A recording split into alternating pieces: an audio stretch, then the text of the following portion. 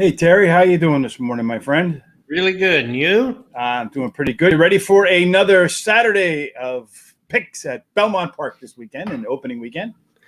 I am. I'm ready for it. Yeah, I'm ready as well. So you have an opener here at 7 furlongs on the dirt track at Belmont. You got a bunch of first-time starters in here. So again, one of those things where you have to mix the first-time starters with the horses that have got some experience. But before we get to that, let's talk a little bit about what's worked at 7 furlongs in the past.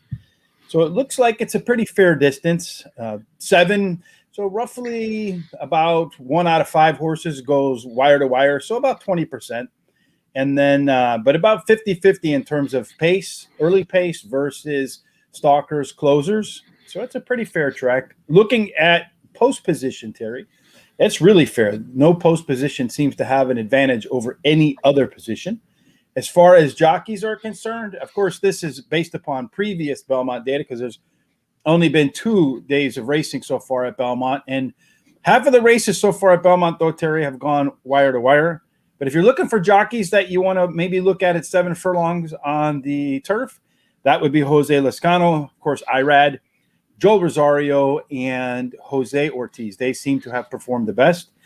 Christophe Clement is the trainer who seems to get the most winners home at the distance. So let's go ahead and break down the field right away, Terry. Looking at number 1, I think the 9 horse is scratched here, if I remember correctly. But let's start with number 1, Smoking Tea. This horse is making its second start. Last time out at Colonial, it was the favorite, got beat. Trainer Claude McGay, he does rebound back pretty nicely with beaten favorites. What do you think about this? Well, the post position 20, has won 20% of the time. But what I like about this move is that he didn't do real well on the dirt, and now they're going to try grass. And the dam has 3 winners from 3 starters, and 2 of those were turf winners. It was heavily bet in the debate, and it has a really short workout September 10th, 48 breezy. Number 2, Java Buzz, a Linda Rice horse, came out of the gate, popped the top last race speed figure on dirt. Horse is going from 5 furlongs now, 5.5 furlongs to 7 furlongs. Do you feel like Java Buzz is the one to beat here? I do, yeah. I think it's a very good horse and really a good second to last race versus similar. And I like Linda Rice as a trainer, so. Looks to me, too, like the horse does have some closing ability as well, some nice low closing pace there. Slipstream is a horse making its 3rd start. First start after a little bit of layoff. The workouts are only okay. But there's that Christophe Clement name, Terry. Any chance that Christophe Clement can take Slipstream home? I think so. 23% trainer when he brings a 2-year-old back. And he finished, this horse finished 3rd versus similar on the dirt in the last race. We just have to see how it works out for this one. Yeah, well, the debut on the dirt on the turf was better than the second race. Number 4 is Brown, Dr. Brown's Miracle, a first-time starter. So does this go in your bucket of contenders, or this goes in your bucket of not contenders? It's not contender, although the breeding does suggest that we'll like the grass. And the trainer wins 23% of the time when he brings a first-time starter out. So yeah, and about 19% when they debut on turf. The workouts here are middle of the road, so I'm not so convinced on that horse. Number 5 is also a first-time starter. It's a Necromancer. Horse, go ahead. I was going to say, yeah, his breeding suggests again that he would like the grass, but he's not really a play for me. Yeah, and the workouts really aren't all that solid either, so that has me a little bit concerned there too. $50,000 horse, though. Skylander is a Godolphin horse. The Godolphin barn has done very, very well this year. You got Belmont, Junior Alvarado. I suspect that $150,000 horse might be one to put your eye on. Yeah, and the workouts have been medium, so we'll just have to wait and see. I do like that it's out of the sire quality road. Yeah, the pedigree rating is pretty nice on this horse, so maybe one to put in there as a price. Yeah. Number 7 is Grand Sonata, another first-time starter. Todd Pletcher working with Flavian Pratt. It's not a common combination. What do you think about Grand Sonata's chances? Well, again, the breeding suggests grass, And the workouts have been a little bit better than the last horse's workout. So it had a really nice workout August 28th, 48.2. Breezing was the 5th best out of 44. So. And then finally, the 8 horse, which has the best breeding for the turf, that is Figlio del Rey. You have Jose Ortiz, as I mentioned, has run pretty well at this distance with Graham Motion. The two have won 2 of 4 together. Workouts on this horse, again, are middle of the road, but I don't know that Graham Motion is known for really pushing his horses hard. No, and although it's well bred, it's not one that I would use in my picks. So you're not going to use that one in your picks, Terry? No. All right. Well, it's time to make your picks. What are your picks, Terry? Okay, I like the 2, 3, 7, and 6. You like the 2, 3, 7, and 6. Rich is going to go with the 2, the 7, the 6, and the 8. I think the first time starters, Terry, minus the 2, probably could produce your winner. We'll see how they line up when it's official. As always, good luck with your bets and good luck at the races. We'll see you when it's official. Okay, see you then.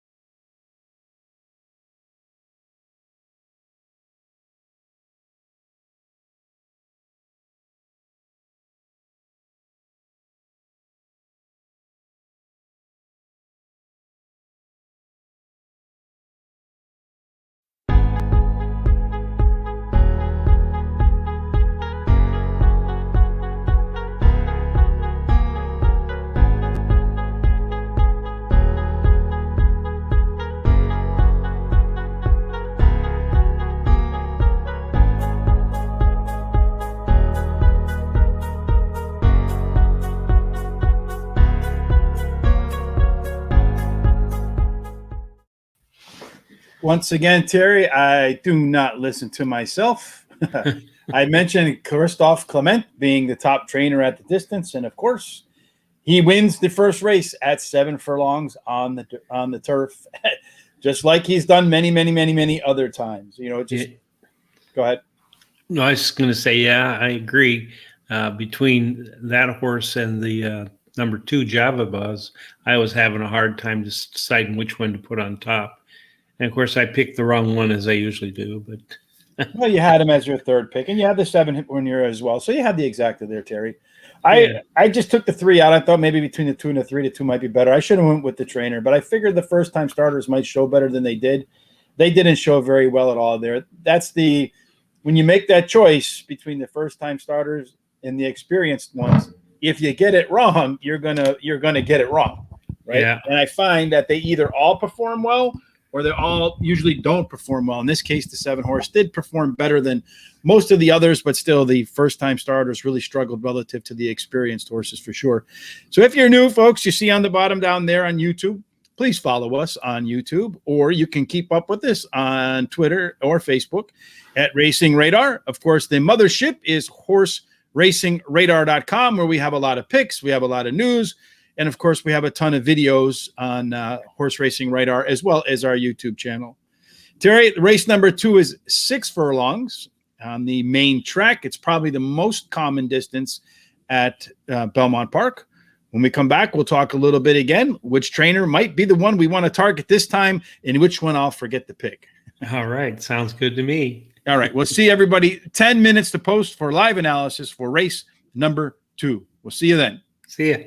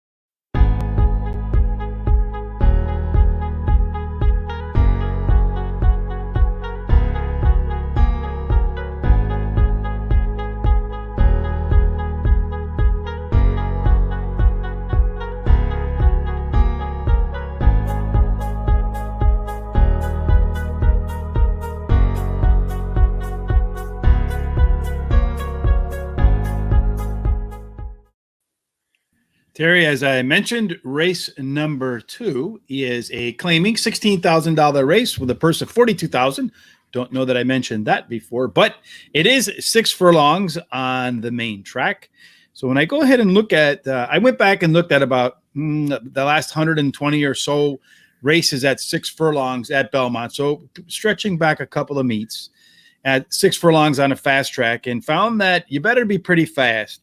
About 56% of the horses that won were in the first 3 at the quarter pole, with about 24% of the winners going wire to wire.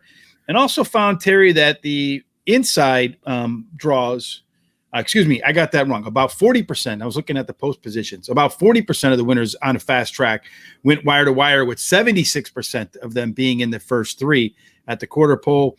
And the inside 3 posts have won 56% is the number that I was looking at, with the rail winning over 20%. Although I don't know that that'll be the case today, because you don't have a whole lot of speed on the inside there. Last race, we didn't do it because of a lot of first-time starters, but let's take a look at what the early pace and late pace might look like, Terry. Okay. It's like number 2, Big Mountain. There's an inside horse, probably one that'll be on the rail. I think does have post position 1, does have some early pace, Terry. And on the way home, the 7, the 6, the 1, the 9, they all look like there's some fast horses. If you like to play jockeys and trainers, last time out, Christophe Clement was the right angle. Kendrick Carmouche and Manny have won a lot of races. Manny Franco, I can't believe how sometimes names just escape me, Terry, but Manny Franco and Kendrick Carmouche, they just crush it. They win far more than anybody else at this sprint on the dirt at Belmont. Luis Saez, Irad Ortiz, and Jose Lescano are behind, but considerably behind. The only trainer that really jumped off at me that won like a disproportionate number of races at the distance was Rudy Rodriguez. So there you have the breakdown. You want Carmouche or you want Kendrick on a fast horse, preferably on the inside. So let's take a look at the entry. Vickers Legend and Manifest Destiny. Terry, any chance either one of those two finds its way into the winner's circle? Well, actually, the 1A is a toss for me. The 1, I got a little interest in the 1. Doesn't seem to like the track, but the trainer wins 25% of the time when they take the blinkers off. The bad thing about it is the horse only got 4 wins out of 63 starts. Okay.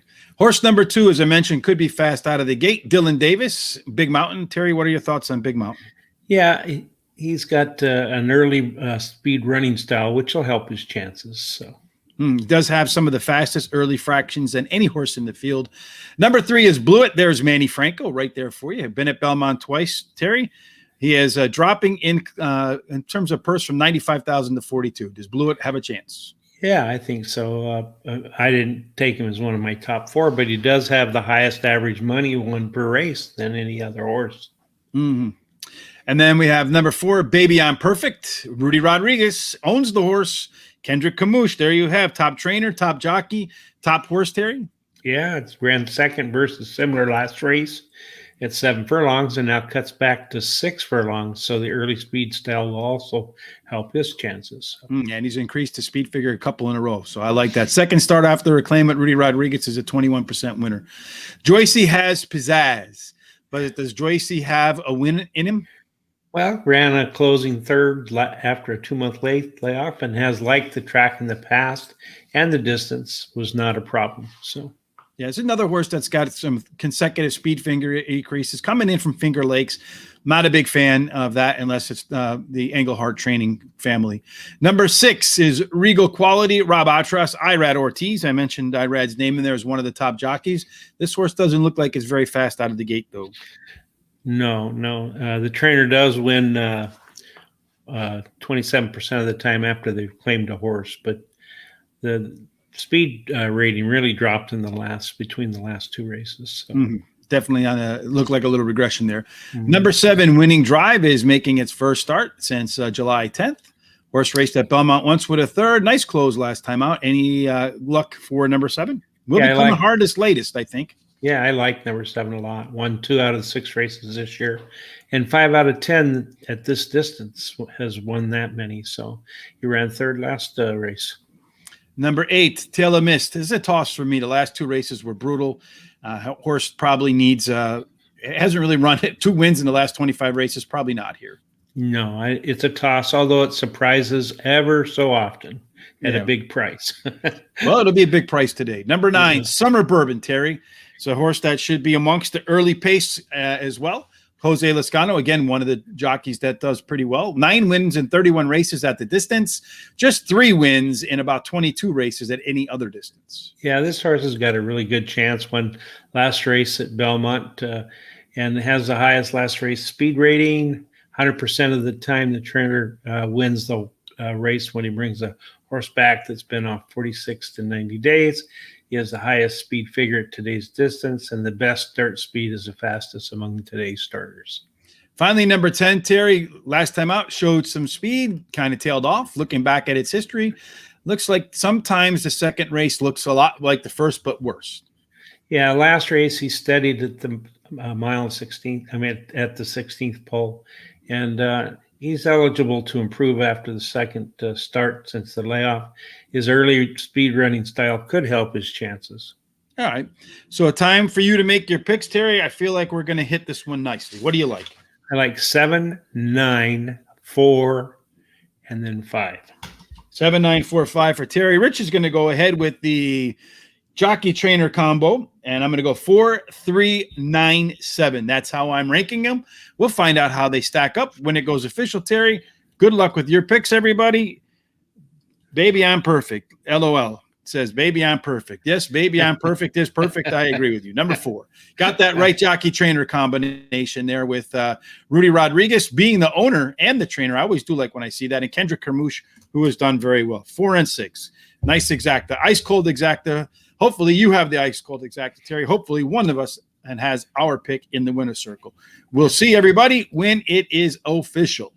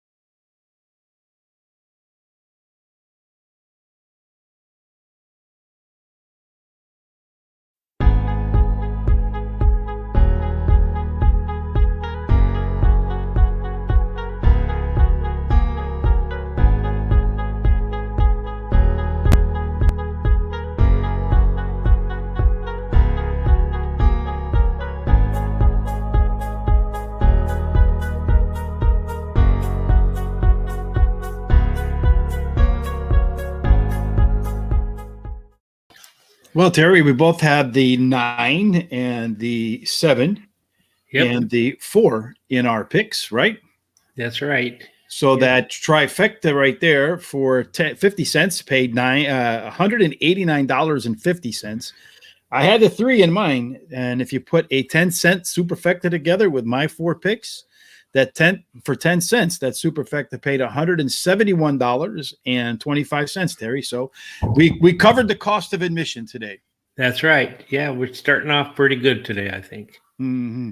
So make sure you tell your friends about us on Facebook or Twitter. Tell them to head over to Horse Racing Radar TV on YouTube. While you're here, subscribe, hit the bell. Terry and I also do a daily show. It was about time I had a winner, Dan. We've been ice cold, right, Terry? We have been, yeah, but I've got a feeling that things are going to heat up for us now. They have to. You can't get any worse. I mean, well, they just heated up for us in that last race. So hopefully we have a lot more of that in store today. If you like what you hear, too, also, if you're on Facebook, give us a thumbs up. If you're on YouTube, also, I mean, if you're on Facebook, give us a like. If you're on YouTube, give us a thumbs up. Sorry, I have my social site ranking scores mixed up a little bit there. We'll be back again for race number 3, which is a 1.16 on the inner turf. Got a couple scratches there with horse number 7 and horse number 9, much like we did in the first 2 races. We'll talk a little bit about. Says going to subscribe HRR TV. Lolo, thank you, Lolo. We appreciate that. And thank you for the thumbs up, the hearts for the folks who are giving us the love. Stacy Haylistak, we appreciate that. And Nano Whitehorse, thank you for the thumbs up on or the liking on Facebook. We genuinely appreciate that. Unfortunately, we can't tell who is giving us a thumbs up on YouTube. They don't share that information. And if they do, I don't know how to find it. So if you know how to find it, tell me in the comment section. Yeah. And also tell us who you like in race number 3. Terry and I will tell you what the pace is going to look like, what the profile of a winner is, who's likely to be coming fast early, fast late, top jockeys, top trainers, all of that good information, plus our picks, 10 minutes to post. Terry, I will see you then. You sure will.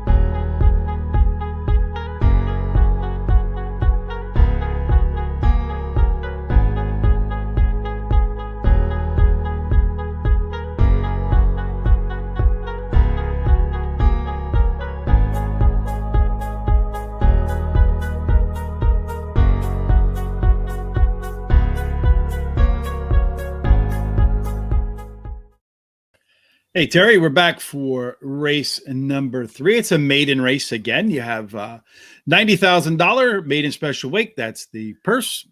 And it's a mile and a 16th. When we had Jose Ortiz on the show, he mentioned that this inner turf, mile and a 16th, with that kind of weird shoot into the track, position is more important than probably anything else. But when I went ahead and looked at about the last 60 races on a firm inner turf course at Belmont, so again, covering a couple of different meets, surprisingly, speed holds up very well. So maybe that position is towards the front.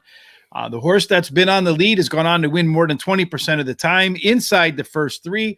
About 56% of about 56% of the winners come from the horses that are in the first 3 at the quarter pole.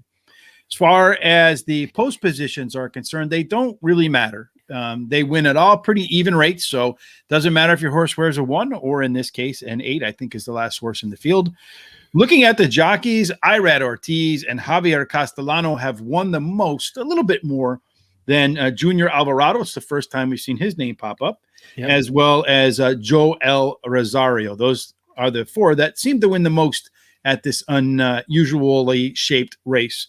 And then as far as trainers are concerned, Chad Brown and Christophe Clement dominate this distance. And then Michael Maker is a distant 3rd. And then everybody else has a couple of wins in there as well. So again, we mentioned early pace might play a role. Let's take a look at how they might come out of the gate. Number 3, So Enchanting, looks like it has the best early pace speed. It also looks like it has the best leg pace figures. Kind of hard to beat a horse that gets in front of you and can outrun you at the end, right, Terry? That's right. Yeah, I like that angle. That's really a good angle. So the number 2 horse is in red because it's coming in from overseas, so we don't have any data, but we'll talk about the number 2 and what we think about its chances as we walk through the field there. Number 1, Terry, is Rambic. Horse is making its 3rd start, getting on that rail. It says it's winning at 27%, but that's not how it's played out on a firm track at this particular distance. So what do you think? I like a little bit of improvement from race 1 to race 2. Yeah, he ran 2nd versus similar, but on the dirt, and this is the first time on the turf, and you just never know how they're going to run. So yeah, the one trip last time out on a good surface and the first time on a muddy surface, maybe he might like it. I mean, it won't be too much different, I don't think. Number 2 is Bipartisanship, John Velasquez, Graham Motion. Horses coming in from Ireland. Those aren't the first level tracks in Ireland. At least I don't remember them being. First time Lasix probably does work out pretty well. Shipper to the U.S. hits at a nice rate. What I don't like is the horse didn't really fare well. It got a good surface every single time in Ireland, which can be uncommon, and really didn't fire. I don't know. The horse might be better suited for a soft track. What do you think, Eric? Yeah, I think you're absolutely right about that. The only thing that I can say is the trainers' horses win 19% of the time the first time that he puts them on Lasix. So yeah, well, that could help the horse maybe. Maybe it won't fade late in the races when we don't have any indication how it runs. Number 3, So Enchanting, as I mentioned, doesn't look like it on paper, Terry, but when you look at those early pace numbers, late pace numbers, I think Irad, who is one of the top jockeys at the distance, Chad Brown, as I mentioned, dominates at the distance and surface. It's a great combination. I think the horse could be on the lead from beginning to end. What do you say? I do too. Yeah, I really like this horse. It has the highest last speed rating, and its best turf speed is close to the average winning speed. And of course, it ran 2nd versus similar in the last race. Yeah, it's run 4 consecutive high-quality starts in 4 consecutive races. Maybe a little concerned that it likes to hang. Number 4 is Mezcal. It's in a drink, right? First time out on turf, showed a lot of speed and faded. This will be the 3rd time it gets Lasix. I might have liked it a little bit better had I got Lasix in this shot. I like that speed, fade, and then get Lasix angle. Todd Pletcher, Flavian Pratt, good combination jockey trainer. You think it can have a more endurance this time out? Yeah, maybe. It showed speed in the last race, as you said, but it ran out of gas at the mile and 3/16. Now it cuts back to a mile and a 16th, which can only help stay on the lead to the end. Mm-hmm. Number 5, Miss Bonnie T. What do you think about Miss Bonnie T? She's beaten 1.5 lengths versus similar in the last start. Now lengthens out, and her best turf speed is fastest among today's starters. This is a horse that likes to finish in the money but doesn't like to win, Terry, for sure. Number 6 is Investment Income, Terry. This horse is dropping in a little bit in terms of price. Does have some pretty fast fractions. Was the favorite last time. Failed to win with Irad. Now gets Jose. Can Jose do what Irad couldn't? Maybe it checked sharply at the 3/8 last race, which changed her outcome of the race for her. Mm-hmm. And she's got the 20 trainer that wins 27% of the time when bringing a beaten favorite back. And she may improve with blinkers added today.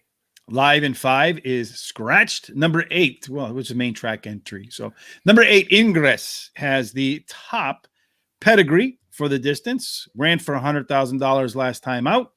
Does have showed improvement from race 1 to race 2.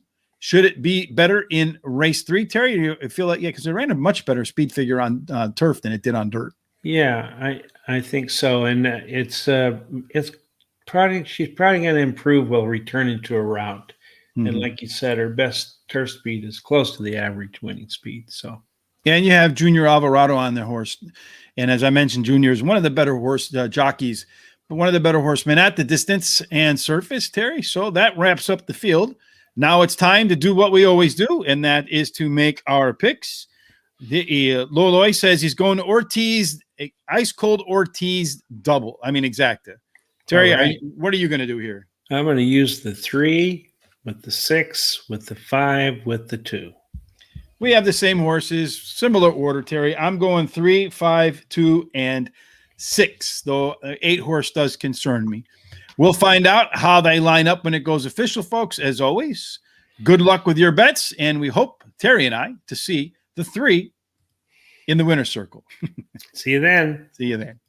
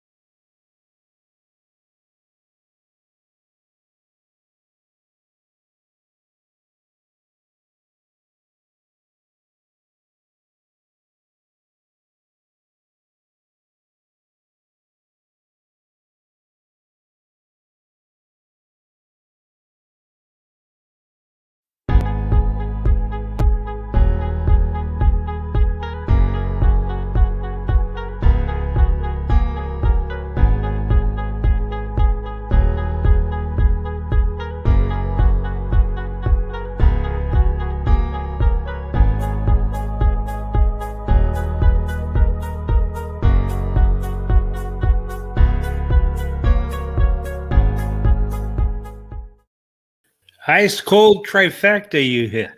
Wow. You beat me to the punch, Terry. I know, but that was Were impressive. you, is there like a eavesdropping device in my room here, Terry, or what? Not yet, but maybe in Not the yet. future. Maybe, I don't know. Or maybe I've just been around you too much. You knew exactly where I was going to come from. Yep. Well, we Yeah, both had the winner on top with the 3 So Enchanting. Didn't get to the lead, but as I mentioned, did have the best late pace figure. So, it would be part of the early pace, was part of the late pace, Terry. I thought the 3 was a pretty easy pick. I did too. I thought it was pretty much of a standout. Mm-hmm.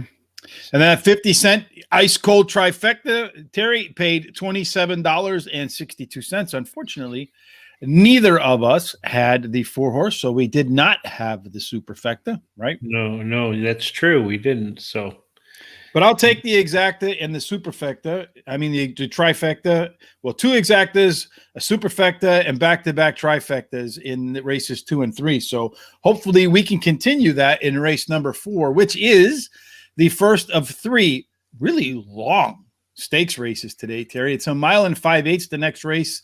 Really not a lot of background on that race because they don't run them that distance very often. So we won't have like the typical profile of a winner. But we'll still talk about which horses will get out to the lead, which ones are going to close hardest, and then, of course, go through every horse. And Terry and I make our picks. that's right. What are your thoughts so far on what you're seeing from the track today, Terry? Oh, I like the way it's run. It's running a lot, really true to form for me at least, and so I'm doing pretty well. Good. Bet small and a couple of win bets here and some exactas and trifectas. I'm staying away from the pick 4s, pick 5s today. So Well, it's probably not a bad idea for you and I. yeah, that's why. Yes, we've been kind of struggling with those in our daily show. If you're new, Terry and I host a daily show every Monday through Thursday from at 1 o'clock, usually about a half an hour long. We run through some of the recent horse racing news, and Terry and I make some pick 4 picks as well as a what we call a 3P parlay. And starting Monday, we're going to add a new twist called Play or Pass, where Terry is going to ask me about a horse that I like it, if I want to play it or if I want to pass. And then on Tuesday, I'll do the same with Terry. So make sure you join that on Monday through Thursday, 1 p.m. Eastern. The easiest way to know when it's going to happen is to sign up with us on Facebook or Twitter at Racing Radar. We put out the information. I call it socialize the information about 15 minutes before we go on. And then if you subscribe on YouTube and hit the bell, as soon as we hit that go live button, you get dinged. You know we're there. You can follow along with Terry and I. And of course, if you want to make your picks, comment, email me at gtsrichb@gmail.com. Terry and I are always open for conversation. Absolutely. Except I do most of the talking, unfortunately. Well, that's all right with me. So anyway, hey, I've got a little nickname for that play or pass. What is it, Terry? Player EA. Player EA? No, player nay. Player nay. Hey, we can do that. There's a little bit of rhyme right there. Player nay, yeah. Or nay play. Nay play. Something like that. We'll figure it out by Monday. Yay or nay. I like that too, Terry. All right. Okay. We'll find out what we call it on Monday, and we'll find out 10 minutes to post who Terry and I like for race number 4, which is the Grand Prix American Jockey Club Invitational. The name is almost as long as the race. See you 10 minutes to post. See you then.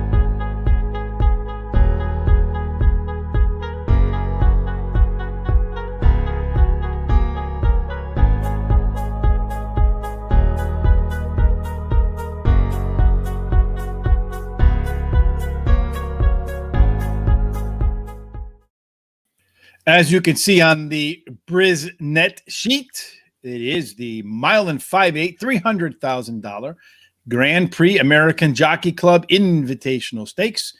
I use BrizNet. I know Terry uses BrizNet too. You can head on over to briznet.com if you like these sheets. Of course, you can get them. We don't have any affiliation with them whatsoever at all. They were kind enough when we spoke with them to allow us to show them. So in return for that, we make certain we let you know what we're looking at. This race is a mile and 5/8, Terry. Unfortunately, they don't run a whole lot, so I don't have a lot of background information on this. But nonetheless, we can still take a look at how the pace is probably going to break out. It's really not a lot of secrets to this race, I don't think, Terry. 4-horse Lone Rock is a huge favorite. He should be. He's the fastest horse out of the box by a pretty significant margin, and he still has the best late kick. It's just a question of, does the jockey here want to make the does he want to go out in front, or Ramon Vasquez, or does somebody else want to go out in the front and see what's happening and see if they can maybe outrun Lone Rock to the finish wire? That's really the only surprise I think that we have to see that's coming up in this race. So let's go through the field. Mogacha is number 1. Last time out was claimed for $40,000, so certainly Napol Shatterpaul is hoping that his horse wins here, and that was a good buy at $40,000. Do you think that they're going to get a top 5 check either way thanks to the scratch? So what do you think about that horse? Well, it's going to be have an early speed running style, so that'll help the chances. I really don't think it's going to step there, but you never know. You might get a nice price for this horse. He could. I mean, in a 5-horse field, he's got a 20% chance just from a mathematical standard to win, and you're getting some odds above 20-1, so that gives you a chance to make some money on the way. He's at 17-1. He's not the long shot on the field. But he's got 3 consecutive speed figure increases for the 5-year-old, which is something that can be a blessing or a curse, as we talked before. And one of the top last race speed figures, so you never know. And does have, as you mentioned, some of the fastest opening fractions in the field. Number 2 is Chris and Dave, another one that shows some early speed out of the box, making its first start since July 25th. The workouts have not been anything to really get all that excited about. Some of the slowest out there, but I imagine that it's more about endurance than it is about speed. What do you think? Yeah, I think that's true. I think if any horse has a chance to beat that hard favorite, it's this horse, Chris and Dave. I think it always seems to be in the mix, and the early running style helps. Can also come from close to the pace, and the trainer's been really hot in the last 14 days. Out of 4 mounts, he's won 2 of them and 1/3. Mm-hmm. Manny Franco on the front end of a fast horse on a big, long race. I had a conversation with the owner who put Manny Franco on one of his horses in a longer race specifically for that reason. The long race, Manny Franco up top tends to work out pretty well. Number 3, Luis Saez riding Empty Tomb. Empty Tomb, Terry, has one of the top last race speed figures, got claimed last time out by Robert Falcone Jr., is now training him, who wins at 22% after that first-time claim, Cherry. And trainer Robertino Diodoro told us when they claim horses, they claim them with a specific race in mind. Obviously, Robert Falcone Jr. had this race in mind. Was he right? I think he did, yeah. And if you look, the speed ratings are always very consistent. And this horse is another one, can go on top or it can be close to the pace. And so we'll have to wait and see what happens here. Robertino Diodoro, as I mentioned, our guest, has been our guest on the Player's Edge podcast. This horse is a neck away, Terry, from winning 8. Well, it's actually a neck and a half a length away from winning 9 of its last 10 starts. The horse is in incredible form. Last time out, ran one of its best races, and it doesn't look like the mile and 5/8 is going to be any issue at all for this 1-9 horse. No, and has the best dirt speed of any of the horses in here. So, number 5, Moretti, has scratched. It might have been a horse that could 10, but that last race out wasn't very good. Number 6 is locally owned. It's another horse that last race didn't run very well. 23-1 right now. And last time out, 23 lengths behind the winner. A field of 9 finished eighth. So there's actually one behind him. Hate to be that horse. Third time off a layoff. Maybe he gets it together this time around. Maybe, although I think that the distance is a little too far for this horse. You think the distance is a little too far? All right. Well, it could well be. All right, Terry, it's time. Maybe we can get another ice cold superfecta. I got a feeling there's going to be a surprise in this race, Terry, but I don't know what that surprise is going to be. Well, I don't see the 4-horse losing, though. So what other surprise could there be? Well, the only thing I'm going to do in here, and I love to do this, is I'm going to take all with the 4 on the second.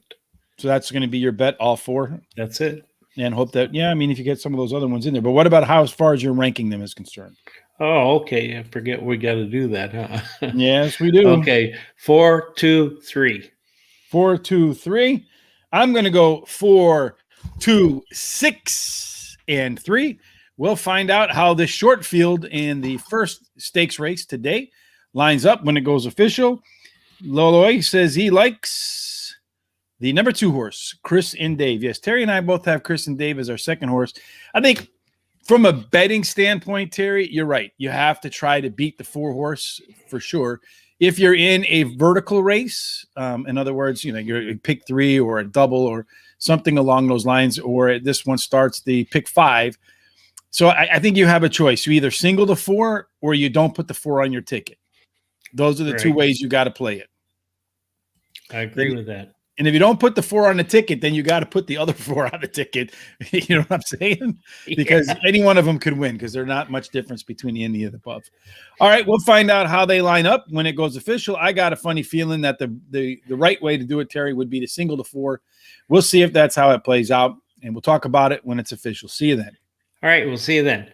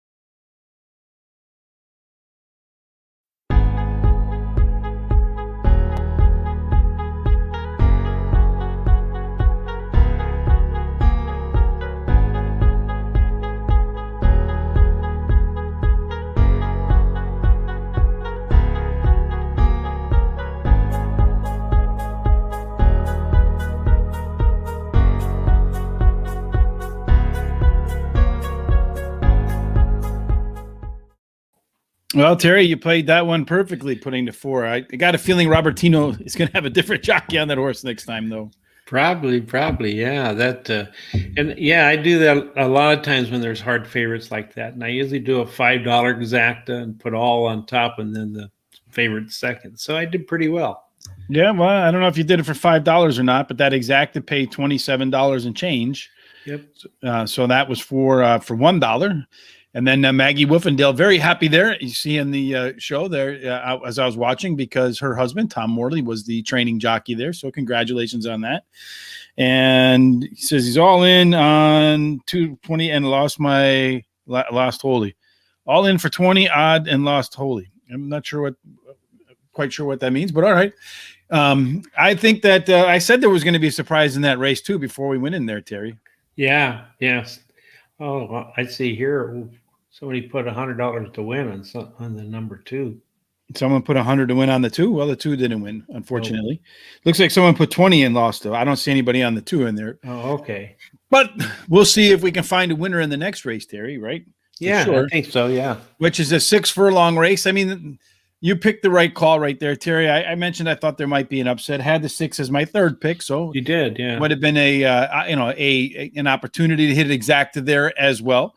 So clearly, like you said, a lot of stuff going to form. I don't understand why the jockey would take the 4-horse wide entire race. It didn't make any sense to me, but that's not up to me to ride the horse. I'm just watching the races. Yeah, I agree with you. I thought it was kind of a crummy ride. So. And then they opened up the rail big time instead of pressing down to make the horses go out and around them. Doesn't make sense to me. Like I said, I don't ride the horse. The only time I rode a horse in my life, it did what it wanted to do, not what I wanted to do. So clearly, I would have absolutely zero chance on any of these races. So yeah, that's true. And you know, I'm not on the horse either, so I don't know what the jockey was thinking. That might be what he thought was the best way to do it. And he's a good jockey. Yeah, I'm sure. I mean, he's had a lot of success on that horse, and then just second place, I guess it was just not due for a win. Make sure you hit that subscribe button down there, folks. Go follow us on Twitter and Facebook at racingradar.com and tell your friends about us. We'll be on the next race, about 10 minutes to post. Let's see. It doesn't make sense that without Lasix, that upset is an offing. Yeah, I don't understand why it doesn't make sense that without Lasix, that upset was in the offing. So in other words, without Lasix, do you think that's maybe why the horse didn't perform very well? That could be an angle on that 4-horse, but it had run 3 in a row without Lasix. So, and it looked like it actually was running better without Lasix than it was with Lasix. So I just think, quite honestly, it just bounced off of that high speed figure last time out. And I don't feel like it got the best ride, being wide all the way around for 1 mile and 5/8. 6-horse saved ground and probably ran. I think if they tracked the steps, I would guess that the 8-horse the 4-horse probably ran 100, maybe 150 yards more than the 6-horse did. Yeah, it on a shorter race, it's not that problematic, but on a longer race like this, it really makes a big difference. Yeah, I mean, even if you run 20 or 30 yards more, it's a big difference. So, and I know they do track that stuff. You'll just have to look it up when they do the charts later on. But I suspect that's what you're going to find is that the 4-horse ran a much longer race than just about any other horse in the field, because it was wide the entire 1 mile and 5/8, which again doesn't make any sense to me at all. Especially if you have the horse that should be the fastest, just get out to the lead, get on the rail, and just hug the rail all the way around the track, right? I mean, that would be how I would do it. But like I said, I'm not a jockey. We'll be back in 10 minutes to post, about 15 minutes from now, to discuss race number 5, which is a 6-furlong race on the turf. So a little bit different distance, we did a 6-furlong race on the main track already, but this one's going to be on the turf. There are some trends that we can talk about. And then, of course, we'll talk about the jockeys. No trainer's really done that great. And then Terry and I will walk through the horses and make our picks. We'll talk about that and more. 10 minutes to post to race number 5. We'll see you then, Terry. Yep, see you then.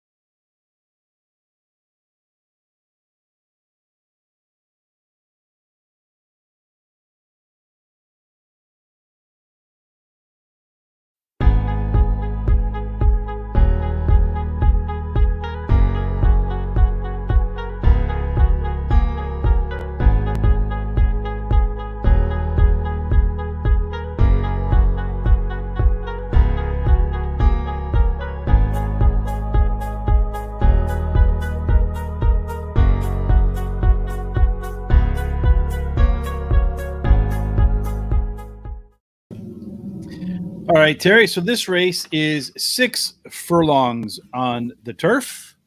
And looking at this number on the first call, about 22% of the horses that win are in the first three.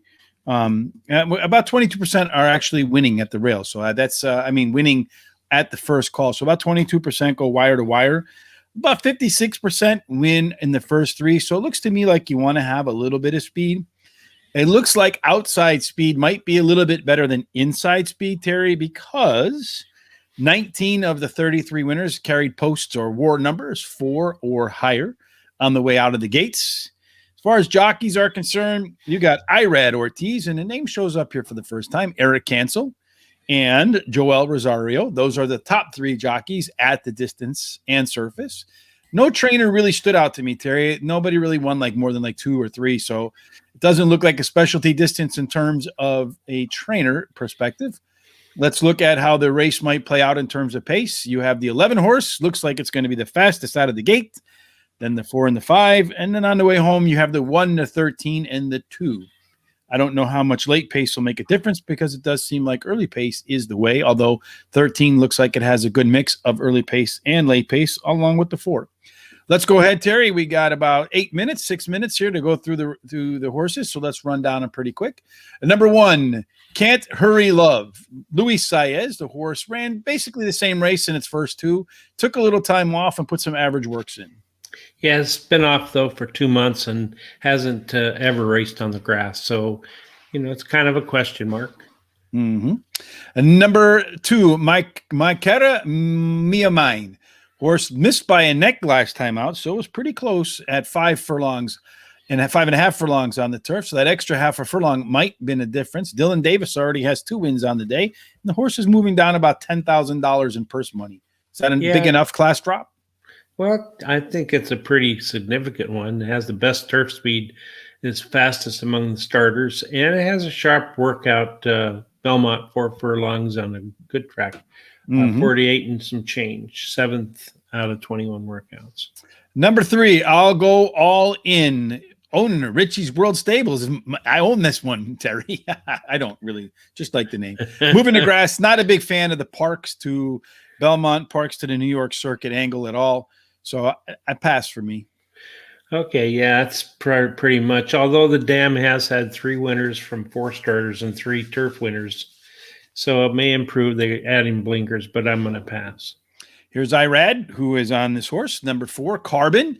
Last time out was in an entry. Even race, kind of was 3 3/4 behind the leader at the first call and was 3 3/4 behind the leader at the wire. Didn't really improve much, but it hasn't worked out since for Linda Rice. I would have liked to have seen a workout in the middle. I don't expect this horse to improve that much. I actually like this horse. Ran 3rd versus similar on the dirt in the only start, and well bet in trying grass for the first time. Mm-hmm. Second career race. Yeah, Rice is a big winner too. Huh? Yeah, the Dam has 2 winners from 3 starters. And number 5, No Time Alone, was bumped at the 7/16 marker, and then that might have been enough to throw it off. It was second all the way around the track, Terry. As the favorite, Wesley Ward wins 1/3 of the time with beaten favorites, and that's not in a small sample size. That's 127 races, Terry. And Johnny V and the Irons, who looks like he's having a little bit of a resurgence here. Yeah, and this horse's best turf speed is fastest among today's starters. So. Mm-hmm. Number 6, Sal's Dream Girl. I know a guy named Sal. He married his dream girl. First-time starter here. Been working out okay on the dirt. I'm not such a – to me, again, first-time starters versus experienced horses. I get a feeling the winner's coming from the experienced horses, although maybe the 6 in the back half of exactas and trifectas. Yeah, it could be. The breeding does suggest that she'll like the grass. Number 7, Giggling Ghost, another first-time starter. I don't see anything here that interests me, Terry, so it's a simply forgettable. Yes, for me too, forgettable. Number 10, Eric Cancel. As I mentioned, he's a jockey who popped up for the first time. Riding this horse last time out was almost 32-1. It kind of ran not a very good race, but it is moving down in terms of what it ran for purse-wise last time out. You think any chance that drop is enough to get it going? No, it's a toss for me. Number 8 is a toss for Terry. Yeah, me as well. Number 9, I believe, is scratched, right? Yes. Number 10, Lady Thoraton. Last time out, finished 6th with Joel Rosario in. Now it's Kendrick Camouche, who I kind of like better on. Well, I do like him with, speed horses, but this horse really hasn't flashed a lot of speed and doesn't show up in my early pace rankings either. Yeah, this is another one that's a toss for me. But he did have a little bit of problems in the race last time out, so maybe that accounts for his bad start. Number 11, Ruski. I have him listed as the fastest horse. Since he ran last in July, he's put in a ton of workouts, some of which are very good. Jose Ortiz, I like Jose Ortiz in a sprint. Yeah, and it showed some pretty good speed in its first race, closed to top of the stretch to be within length and a half leaders, but then kind of faded. Number 12, Rent Control, another first-time starter. Some good works, though, Terry. Pablo Morales. Maybe this horse might surprise if it can get to the front. What do you think? Too much speed inside, maybe? Maybe, but it does have breeding that suggests it'll do well here, and it's well bred. So, And finally, number 13, Cricket West, Manny Franco. Cricket West, last time out, ran a very good number in its debut. Got an outside post in a 10-horse field. This time around, it's got the 13th post in a 13-horse field in a 6-furlong race. I don't know that it's going to make a difference because I mentioned post position outside seems to be a little bit better than inside. I like Manny Franco in sprints. Terry, do you like Manny Franco in sprints? I do, and I like this horse. Best turf speed is fastest among the starters, and it only lost by a neck last time, so it shows that it's very aggressive, I think. All right, Terry, now is the moment of truth. Who do you like? Okay, I like 4, 13, 5, and 1. Terry likes 4, 13, 5, and run. Rich is going to go with 5, 13. So we got some of the same numbers in there. Number 1 and number 11. 5, 13, 1, 11 for me. We'll find out how they line up when it goes official. As always, folks, good luck with your tickets, and I hope to see the 5 or maybe the 4 in the winner's circle. We'll find out when it's official. All right. See you then.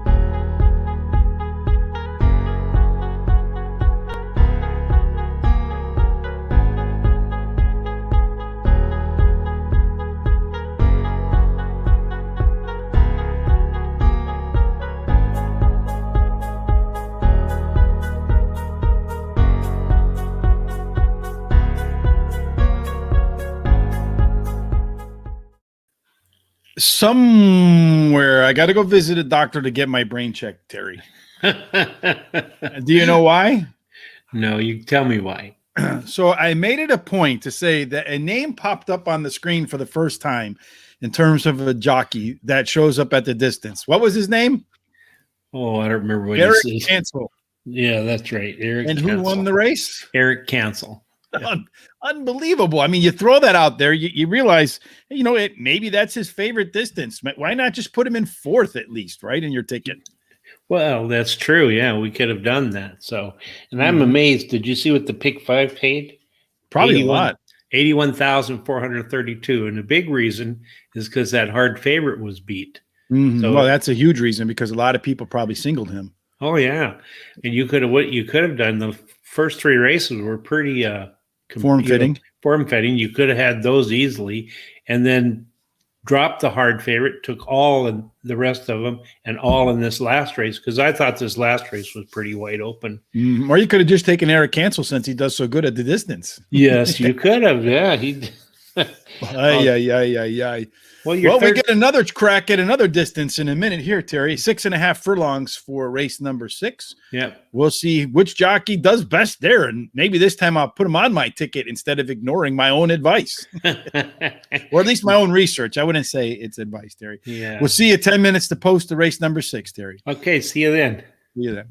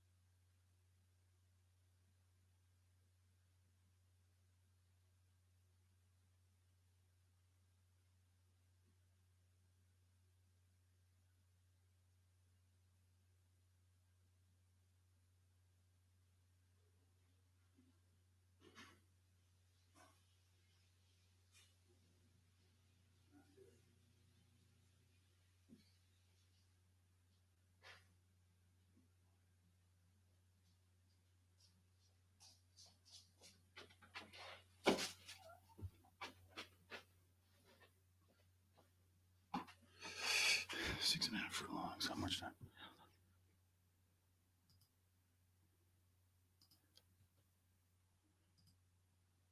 Fucking few minutes, streamer. Okay, so number 6. Space analysis. 6.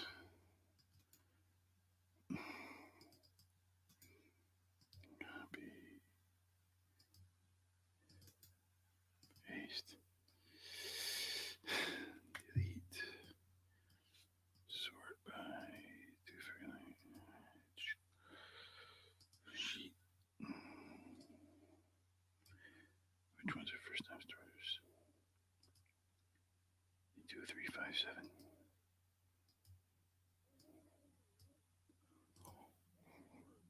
Red. Copy. Delete. Paste. Rank. Data. Need base average. Run stop 2. Copy. Paste. File. Save. Close.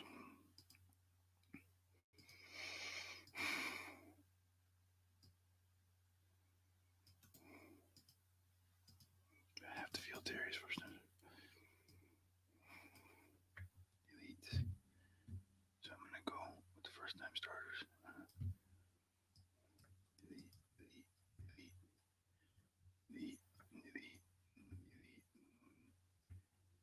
delete, delete, delete,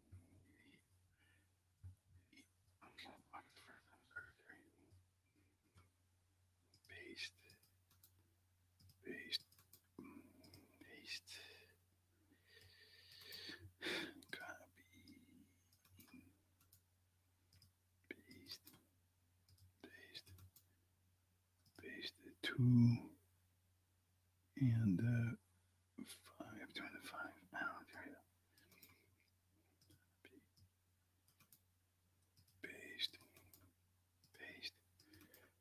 Paste. Control.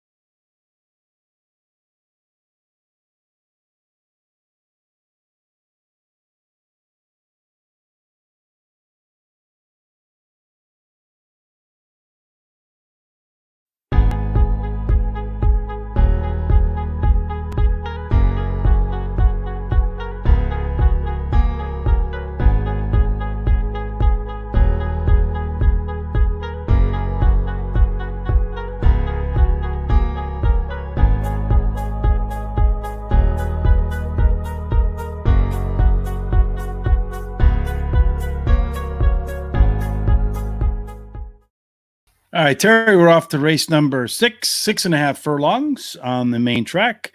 Early pace tends to have the lead. There you can see how the early pace. They've first call has won approximately a third of the races, and first three has won about 62.5%.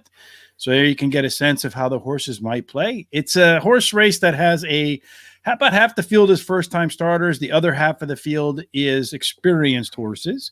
I think I might lean a little bit more towards the first-time starters here. Then you have Kendrick Camouche once again dominating at the distance, along with Junior Alvarado. You have Irad and Jose, along with those are your top jockeys. As far as trainers are concerned, no real trainer jumps off the page, Terry. Let's take a quick look at the race, see who we like, and then go ahead and make our picks. Terry, what do you think about that? Sounds good. Let's do that. Yes, got to kind of go in a hurry there because I was a little bit behind. Okay. So in the first horse is number 1, obviously. That is, come on, let's get down the sheet here. It is Hot Fudge. I'll get there in a second, Terry. Okay, ready? It's Hot Fudge. What do you think about Hot Fudge? Jose Ortiz. He does well at the distance. Yeah, and the rail post wins 30% of the time. He's got a chance to improve going from turf to dirt. The trainer wins 30% of the time on the second career race. Mm-hmm. Number 2, Into Happiness, has the top pedigree in the field. Terry, first-time starter. Any chance for Manny Franco? I don't care for the horse that much, although the breeding suits today's sprint distance. Circle Back Jen. How do they know to name a horse before Jen Psaki got it? Well, it's only a 2-year-old, so she likes to say Circle Back a lot. Kendrick Camouche, there you go. Top jockey at the distance. Yeah, well, the dam has 2 winners out of 2 starters, and the breeding suits today's distance. Number 4, Tout Ensemble is Irad. Again, Irad does pretty well at the distance as well. First time, kind of ran an even race, got off to a slow step. Workout's middle of the road sense. Trainer wins 26% of the time on the second career start. But they did pump a lot of money into this horse, Terry. It was a $500,000 horse, so it's got to start living up to that price tag. Number 5 is Practical Paulie. The horse has got some really good workouts coming into this race, Terry. It does. This horse, I really think this is a good pick. It's a first-time starter course, but the sire wins 37% of the time with first-time starters. And you said there's great workouts, especially that bullet work on September 4th, which was first out of 57 to 47 and change. Number 6 is Frosted Oats. Would have loved to seen this one get Lasix here, coming from dirt to turf, back to dirt. Not the best angle for Belmont, but maybe Junior Alvarado on the iron. He's done really well at this distance too. Yeah, and his last race speed was the highest of the group here, although most of these are first-time starters, so that's not saying too much. So anyway, yeah. Number 7 for the flag, another first-time starter. Workouts are pretty good at Belmont. I like that. Claude McGahee, I usually think of him more on the turf than I do on the dirt, but you have Dylan Davis, who is hot jockey today, and sometimes that hot jockey is one that you got to pay attention to. Yeah, and I like the breeding, the sire Uncle Mo, and does have pretty good workouts. So. Mm-hmm. Number 8 is Shared Future, Luis Saez. Another horse that's trying the dirt to turf, back to dirt angle, which hits at 21% for Stephen Asmussen. Luis has been really riding well this year. Yeah, it figures to improve when returning to the dirt. And the trainer in the last 14 days has won 33% of the starts. Well, he's run really well for sure. Yeah. That rounds out the field, Terry. When you look at this field in terms of your rankings, how do you see them lining up when they hit the finish wire? I like the 5 with the 8, with the 6, with the 1. 5, 8, 6, and 1 for Terry. And for Rich, I'm going to go with the 3 horse. I'm going to go 3, 5, 6, and 8. Neither you have the 1, 3, 5, 6, and 8. I don't have the 1 horse. I'm skipping. I feel like the first-time starters are going to be where you find your winner this time around, Terry. Last time I was wrong on that call. Hopefully I'm right on the call this time. Well, I hope you're right because I picked the first-time starter as my first pick. Well, we'll find out how they line up when it goes official, Terry. Okay, sounds good to me. See you then. Good luck with your bets, everybody.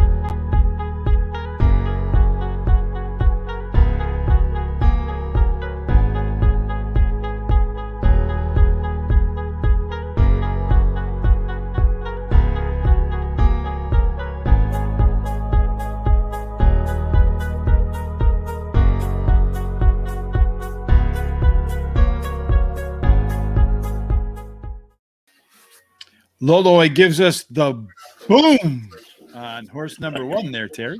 That's right. Ended up being the favorite too. Yeah, he ended up being the favorite, and you had it, and you had the trifecta there, Terry. Not necessarily in the right order, but you had the right 4 horses. You had 3 of the 4 horses in your top 4 picks, and the 5 horse wasn't all that far away from beating the 3 to make it 4 for 4. 3 horse kind of ran really green in the lane. Oh, otherwise, it may have been a little more of a factor than it was, especially late. Yeah, it was like going. You ever remember in like this, maybe like in the 80s, Terry, or maybe it was in the 90s. Remember those old Novas that used to drive sideways down the road? Mm-hmm. That's kind of what it looked like to me. You don't see that very often anymore. Cars that do that like sideways travel where the front tires and the back tires seem to get out of sync. And instead of the car going straight, it's cockeyed. Right. That's kind of what it reminded me of. And then that 5 ran pretty green. It closed pretty good for 5th, but it ran pretty green, broke pretty bad. So, well, that's when you go with the first time starters in your pool. Sometimes, Terry, that's what happens. They give you, especially 2-year-olds. You don't know what you're going to get, right? That's right. Absolutely. Yeah, they sometimes they surprise you to the good side, but a lot of times they surprise you to the bad side as well. Race number 7, Terry, is back to 1 mile and a 16th on the inner turf. We talked about that a little bit already, so we should have a good sense of what to look for. It's a pretty deep field. I think there's some good opportunities, a couple scratches. The 1 is part of the 1 and 1A entry is scratched, the 9 and the 12. We'll be back 10 minutes to talk about the pace setup, jockeys, trainers, which horses we like, which ones we don't like, and hopefully Terry and I can drop the boom. Let's do it. All right, Terry, we'll see you 10 minutes to post. Okay.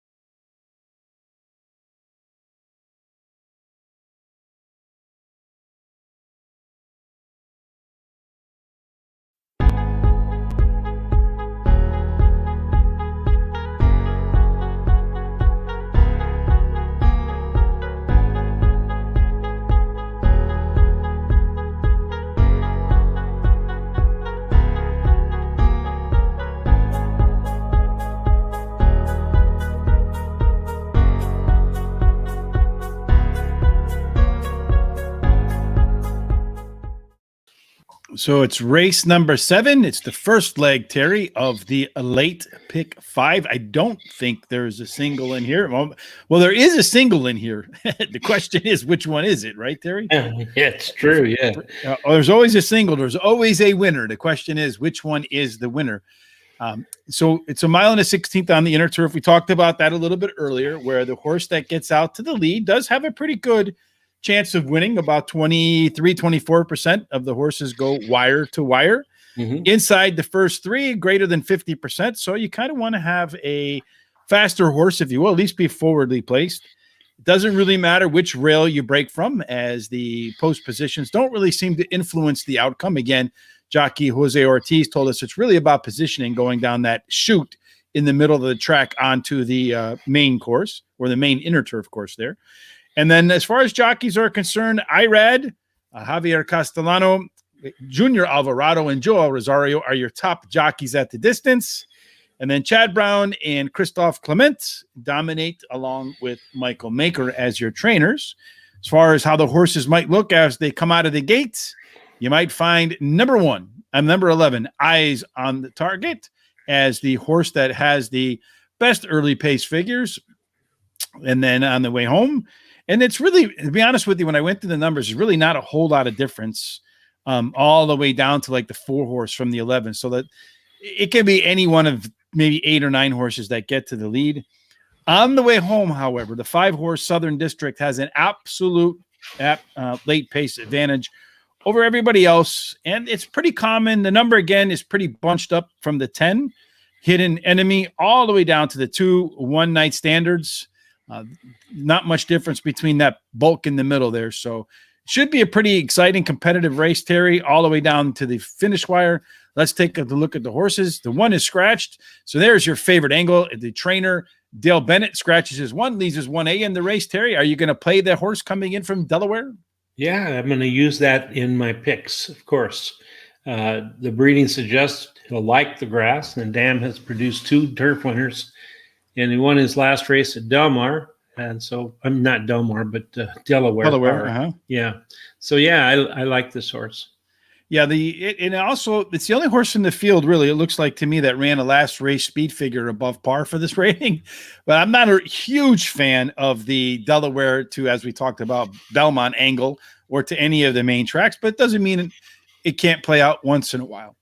That's true. Number 2, One Night Standards, is riding the rail, which, as I mentioned, well, it says here it wins at a 27% clip, but it doesn't really do that on a fast and firm surface. But One Night Standards is a horse that did produce one of the top speed figures last out, coming in from Delmar, so all the way across the country. Yeah.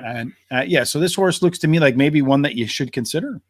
Yeah, probably should. Yeah, it finished 3rd versus similar in the last race, and the best turf speed is close to the average winning speed. But it hasn't really worked out that well. It's 101st of 106, and it's only Belmont work. And I don't know that Rob Atras is one that doesn't try to get his horses to push a little bit. Ocala Dream is the 3 horse, getting first-time Lasix. It's 0 for 11 for trainer Thomas Morley. And Dylan Davis looking for his 3rd win on the day.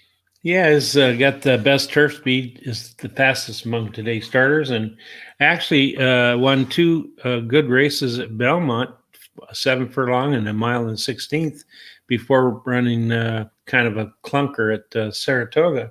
So so I kind of throw that out because I think Saratoga races are a lot different than the other tracks, because of the ups and downs and that sort of thing. I also do like a horse that, rides close to the lead up like this horse does, and then gets this L for the first time. That's usually a good sign for me. Yep. Number 4 is Hot Blooded. It's a foreigner song, Hot Blooded. Check it and see. David Carlos, or Carlos David, 2 first names, and Junior Alvarado. As I mentioned, Junior does pretty well. This horse, it looks like one that's been running for a long time, kind of regressed in the last race, Terry. Maybe tired? Yeah, for me, it's a toss.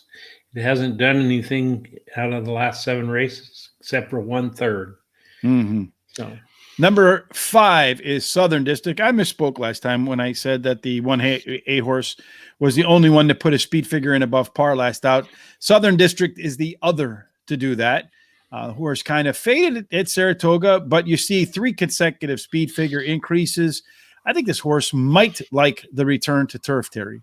Yeah, and they add blinkers today and had a really sharp workout on September 11th, although it hasn't raced for 2 months. But you do got that pretty sturdy combination of Chad Brown and Irad Ortiz at the distance and surface. Absolutely. Number 6, Never Explain. This one is got to hit the gate last time. May have disturbed that horse. Prior to that, it ran really well. 3 consecutive high-quality races out of 4 on turf. Do you think the 6 horse with Jose Ortiz can be an Ortiz double here? Well, it has a good workout, 48.4 breezing, and it's got a chance. Yeah. Number 7 is Space Launch, Elon Musk's horse, or is it the guy from Virgin Airlines? I'm not sure. All these billionaires trying to get into space. That's right. Mm-hmm. Well, this horse does well at Belmont and the distance, and Franco is back aboard. He got a win in the third, the 2 times he was in the irons. So, yeah, he was a lukewarm favorite last time out, Terry. So I mean, maybe, I'm not sure. Number 8, Shawty. Last race was kind of abysmal. The race before that was kind of abysmal. Maybe Shawty needs a rest. Probably. It does have a second and third this year, but for me, it's a toss. Number 9 is a main track only, so he's not in there. Number 10 is a hidden enemy. Horse to me that looks like it should be closing late for trainer Stephen Asmussen and jockey Luis Saez. Yeah, its best turf speed is faster than the average winning speed, and he's a very deep closer, I think. The trainer's done well in the last 14 days. Mm-hmm. He'll be coming hard. He'll be the second fastest coming behind the 5 horse, I think, Terry. Yeah. Does have the top pedigree for the distance and surface. Number 11 is the last horse in the field. That's the eyes are on the target, Terry. It's going to shorten up a little bit here. Maybe, I mean, the horses run 2 good races and 2 bad races. Unfortunately, 2 bad races were last time out at Saratoga. Yeah, again, I think horses run a lot different at Saratoga than they do everywhere else. I think it's going to probably improve with a shorter distance, and it has a sharp workout. September 3rd was the 3rd best out of 15. All right, Terry, now is the moment of truth. Time to make your picks. What do you like? I like the 7 with the 1A, with the 3, with the 5. Terry likes the 7, 1A, 3, and 5. Rich is going to go with the 5 on top, with the 3, the 7, and it's a toss-up between the 1A and the 6 for me, Terry. I don't like the Delaware to big track angle. I'm going to go with the 6 horse, so I'm going to go 5, 3, 7, and 6. We'll find out how they stack up when it goes official. Good luck with your bets, everybody. And, of course, we hope to see my picks, Terry, in the winner's circle. Yeah. See you when it's official. Okay. See you then.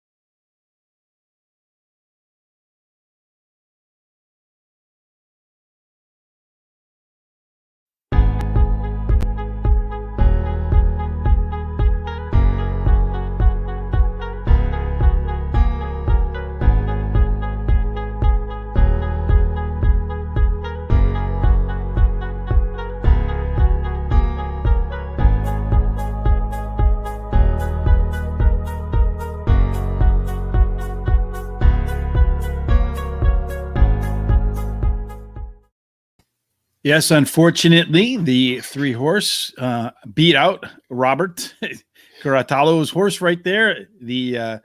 I have to say, watching that replay, I think that about the only time the 3-horse was actually in front of the 10-horse was at the wire. That's it. I He mean, just caught him head down, right got there. it out, head back up, never was ahead again. Nope. So that's just a bad beat for anybody who had the 10-horse. And, we talked about the pace setup, and the 10-horse we had ranked as the second strongest horse coming home late. The 3-horse, in fact, the late pace horses that we had, the 10, the 3, the 6, and the 7 were the 4 of the top 5. The 5-horse never really fired there. I don't know what was going on with the 5-horse, Terry. I have no idea. I don't either. Have no idea.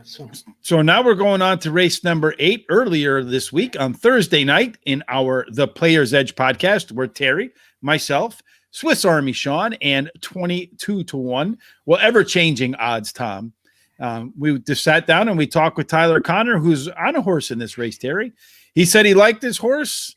I'm not a big fan of the Delaware to Belmont angle, but his horse looked live in that first time out. And he said that if the horse wasn't live, he wouldn't have made the trip from the middle of Pennsylvania, or at least central Penn.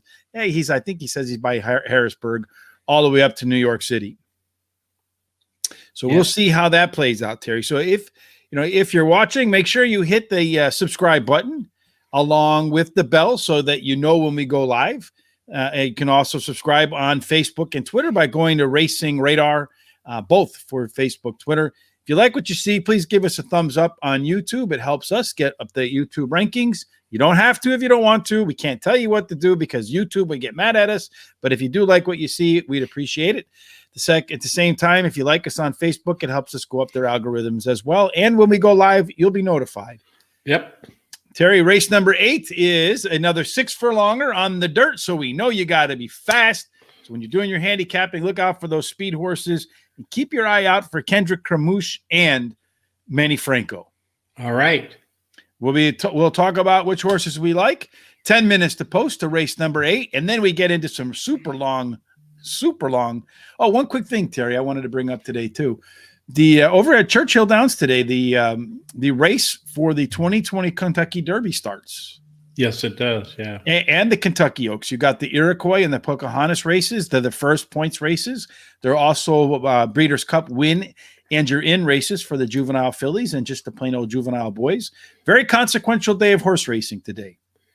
Yes, it is. So you can go over to, if you want to see who we like, there's an article on Horse Racing Radar where I went over with Tom, I Love Carly, the pace setup for the 2 Kentucky Derby and the Kentucky Derby and Oaks qualifying races. So if you head on over to Horse Racing Radar, you'll find that on the homepage. Click on that. You can watch the video, or you can just take a quick look at the content as well. We make our pick for races. Terry, I will see you 10 minutes to post for race number 8. All right. See you then.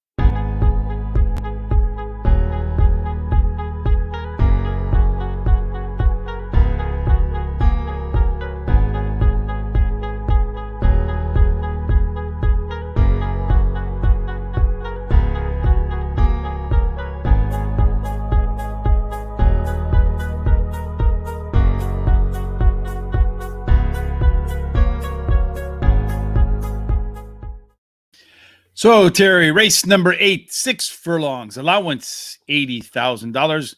Non-winners of more than one race, purse of $80,000 for horses that were foaled or born in New York State. 6 furlongs, as we talked about, Terry, before.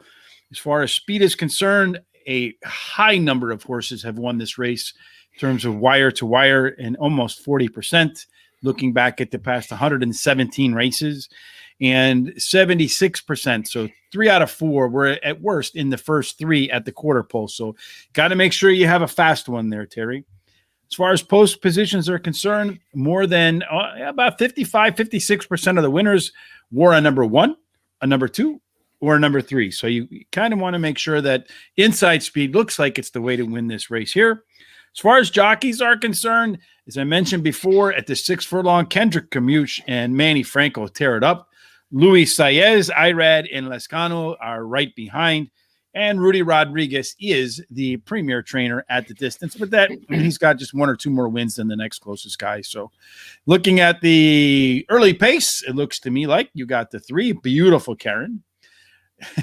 I wonder if in this 2021 and 2020, if Karen has got a whole new meaning, and if ever, you know what I'm saying, Terry? Yeah, Exotica, so, yeah. Number 2, She's Dancing, number 1, and that's Tyler Connor's horse, our jockey, guest on the Player's Edge. Pretty clever.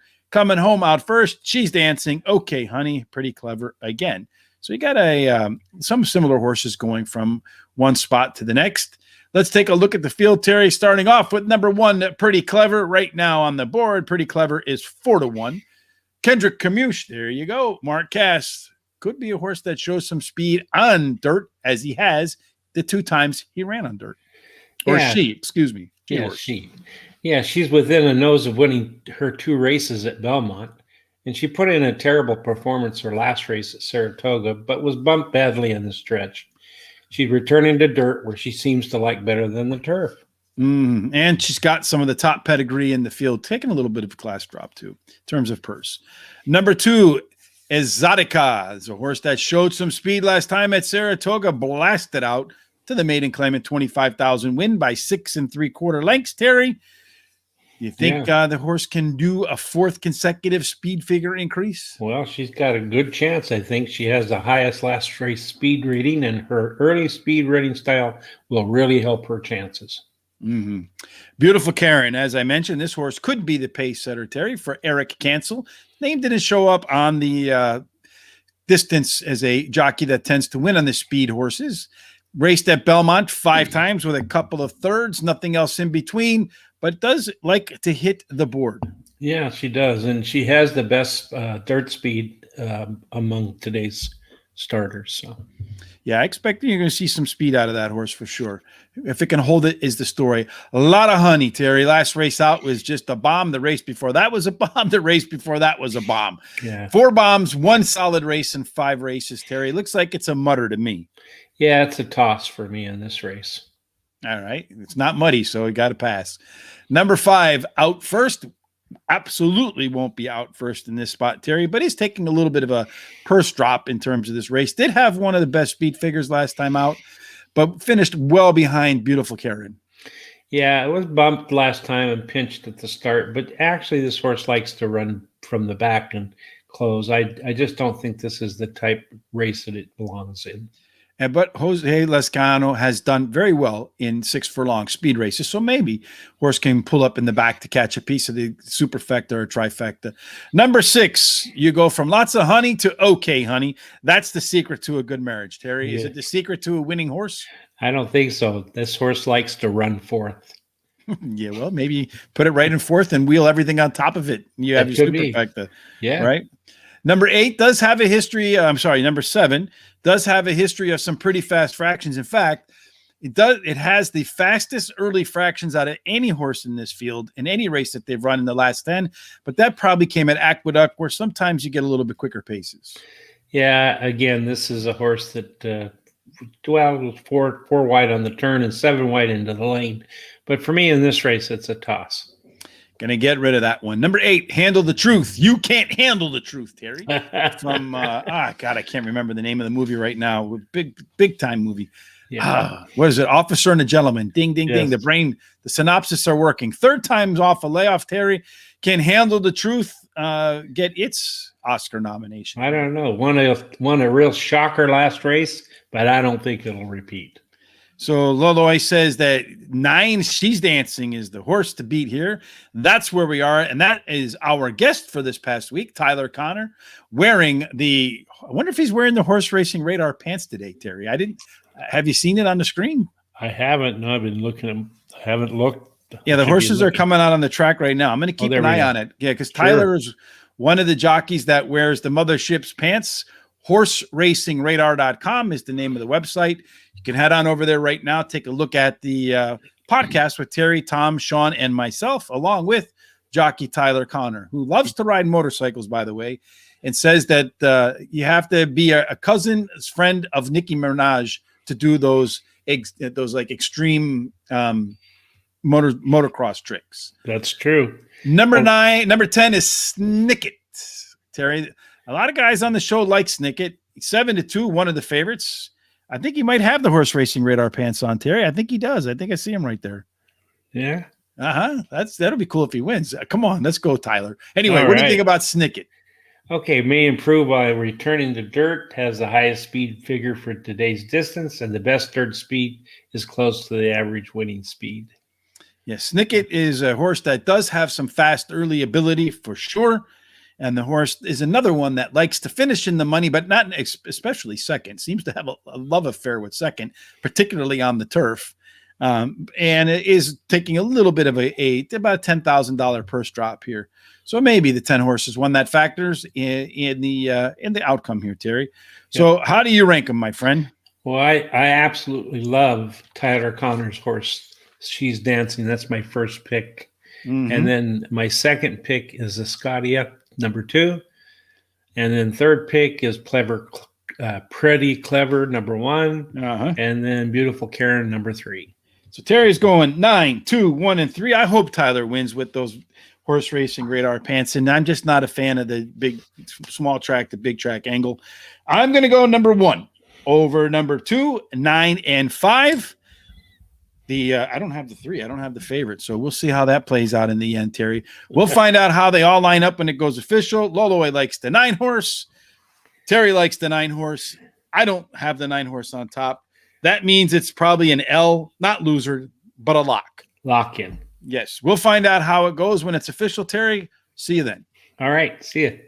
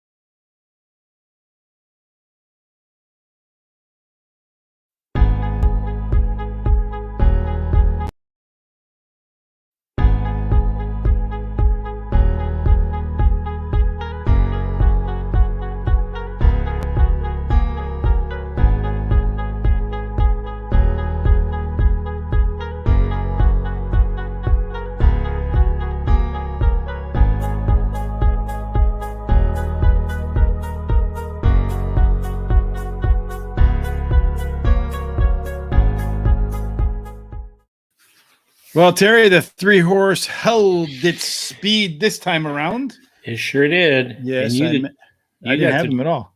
well. Didn't you have the 3? No, I No, went that's one. I went true. 1, 2, 9, and 5. I had the 5-horse. That's I was true. hoping the 5-horse would get up there in the end. I mentioned at the very end, I don't have the favorite. I might regret it. Yeah. Yeah, That could be. I do regret it right now. Yeah. Right. Hindsight is always perfect, Terry. I wish, you ever seen the movie Back to the Future? I have. And the way that one guy's family got all the money is because he got tomorrow's newspaper today. Yeah. Yeah. Yes. That'd be nice, wouldn't it? Just once, if I got to, and I want it to be like the day before, like one of those $1 billion Mega Millions. Yeah. Yeah. That would be it. Great. Just one time. I'm not asking for a lot. Just one time to have tomorrow's paper today. I think that's not asking a lot. No, it's not. There was a Twilight Zone one where the guy had a camera that if he was taking a picture of the horse race just before it started at the finish line, and it showed who would win, and he was winning. It was really pretty neat. I remember. Maybe we should find that episode and see if we can get the rights to show it on Horse Racing Radar. Right? Be fun, yeah. Yeah, I think it would be a good time. If it's over a certain amount of years old, you don't have to worry about the copyright or trademarks anymore. Oh, but I think it's like 100. I mean, you've been around that long. I haven't, so I don't know. Yeah, I've been around a long time. That's for sure. All right, Terry. Well, we're going to come back for another long race. It's the beginning of the 2 very long stakes races in race number 9 and race number 10. The first one is the one coming up in race number 9 is the Jockey Club Oaks Invitational, 1 3/8 miles on the inner turf for the ladies. Should be an interesting race. It's just one big, it's almost like a NASCAR race. It's just one big circle, right? I love the longer races, the marathon races. I would think that you would see closing be a factor there. They haven't really run that many at mile 3/8, so it's really hard to get a read on the kind of style that you want. But we'll take a look and see what kind of styles the horses run, and then we'll talk about which ones we like, which ones we don't like. And if I throw out the favorite, you better put the favorite on top. Sounds good. All right, Terry. We'll see you 10 minutes to post. All right. See you then.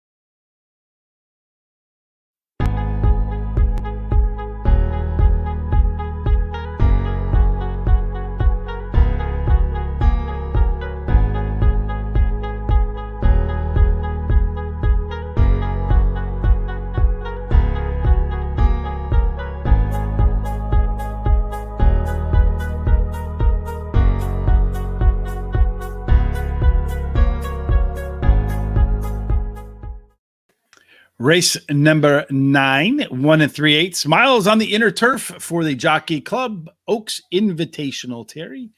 They don't really run a lot at this distance, but I did look back. There are 3 races that they've run, including last year. So I got about a year's worth of data here. And in those 3 races, the number 3 post, the number 5 post, and the number 9 post are your winners. So obviously you have to play an odd number post, right? Yeah. As far as the early call is concerned, the 3 winners have gone 5th at the first call, 5th at the first call, and 9th at the first call. So not only do you have to have an odd post number, but you have to be in an odd position on the track too, right? Mm-hmm. And I guess I don't know if this is strangely or positively or what, but Junior Alvarado has won 2 out of the 3 at the distance, Terry. Oh, wow. So, yeah, maybe that's his favorite racing distance. He's got that internal clock work perfectly for a mile and 3/8. So let's look at what the early pace and late pace might look like. Madone is probably going to be their fastest horse out of the field, followed by the 3 and the 2, Baby Blythe and Higher Truth. The speed at this sort of race is probably a relative thing, Terry. I don't expect that you're going to see any horse really shake free and get out in front of everybody else. The 7 horse, Harajuku, is red because it's coming over from Europe. And then on the way home, it looks like Creative Flair and Higher Truth have a little bit more late juice than everybody else. But we'll find out when they're running the race, Terry, if that works out to be the case. Let's go out down the field with a strong international flavor. You have Creative Flair, owned by Godolphin, with Charles Appleby. Very strong combination in terms of owner-trainer. Jamie Spencer making the trip overseas. Horse has not run a bad race after its debut, Terry. No, it ran a nice third by 2 lengths. Got only beat 2 lengths in the last race at Saratoga. So I think this horse is a pretty competitive horse. Probably will be. Number 2, Higher Truth, Terry. So horses, after, very similar type resume, had a pretty shaky start, and then since then has done nothing but run high quality races. Number 2 has also got the top pedigree and likes to finish in the money. 4 out of 5, Terry. Yeah, she's a closer from mid-back and finished second at a mile and 3/16. I think she just ran out of real estate in that race, and now she stretches out to a mile and 3/8, which should really benefit her run. Her fastest turf speed is the best among today's starters, and she has a sharp bullet workout on the turf September 12th at Belmont, 5 furlongs, 101.3, breezing, the best out of 6. Baby Blythe had one of the best last race speed figures for the group, Terry. That's a horse that cost $325,000. Luis Saez, Claude McGahey III, as I mentioned. I think of him more as a turf trainer than I do dirt trainer. He won his last maiden special weight at $100,000, running away by 7 with Joel Rosario, and Joel's not in the irons here. Yeah, he did win that race pretty easily, 7 lengths, but she's moving up in class from her last start. I think she might be a little bit overhead in her. Yeah, I'm not a big fan of that maiden special weight to a stakes race move right off the get-go. If it was the debut with the highest last rate speed figure or one of the top last race speed figures and made that move, then I would be a little bit more inclined to perhaps think about that horse. For a scratch, number 5, Madone, coming in from California, big trip across the country. John Velasquez in the iron, hasn't ridden a horse before. Simon Callahan, 3rd time off a layoff, last time out was the best of 3. Do you think this will be the best of its 3-race cycle here? Well, it's got a really good chance. Won a grade 2 race at Del Mar, and she's a really deep closer. I think the mile and 3/8 will be just what she needs. Yeah, it could probably be a nice distance for that horse. I agree with you on that, Terry. Number 6, Shantisara, last time out at Arlington Park. I don't know about that Arlington Park, but interesting to note, Flavian Pratt also rode the 5-horse Madone. You see right here, the first 3 starts. I'd imagine he had his choice between the 5 and the 6, and he chose to ride the 6-horse. I mean, I don't know that for certain, don't have any inside information, but that tells me something. Yeah, that horse, I like this horse a lot. She won her last race easily. She has the highest last race speed rating. She has a really good workout, 5 furlongs, September 12th at Belmont, 101.3, breezing, the second best out of 6. I don't know that I've ever seen this comment over here before, Terry. Engulfed Go foes. Foles. Yes, Well, like if it's Pac-Woman or Pac-Man or something. yeah, I understand that. I know what they mean by that though, because I saw that race. So yeah, it also has that speed figure that you mentioned is the only one in the field that top par for this group last time out. That's because maybe Harajuku didn't get a chance to run over here.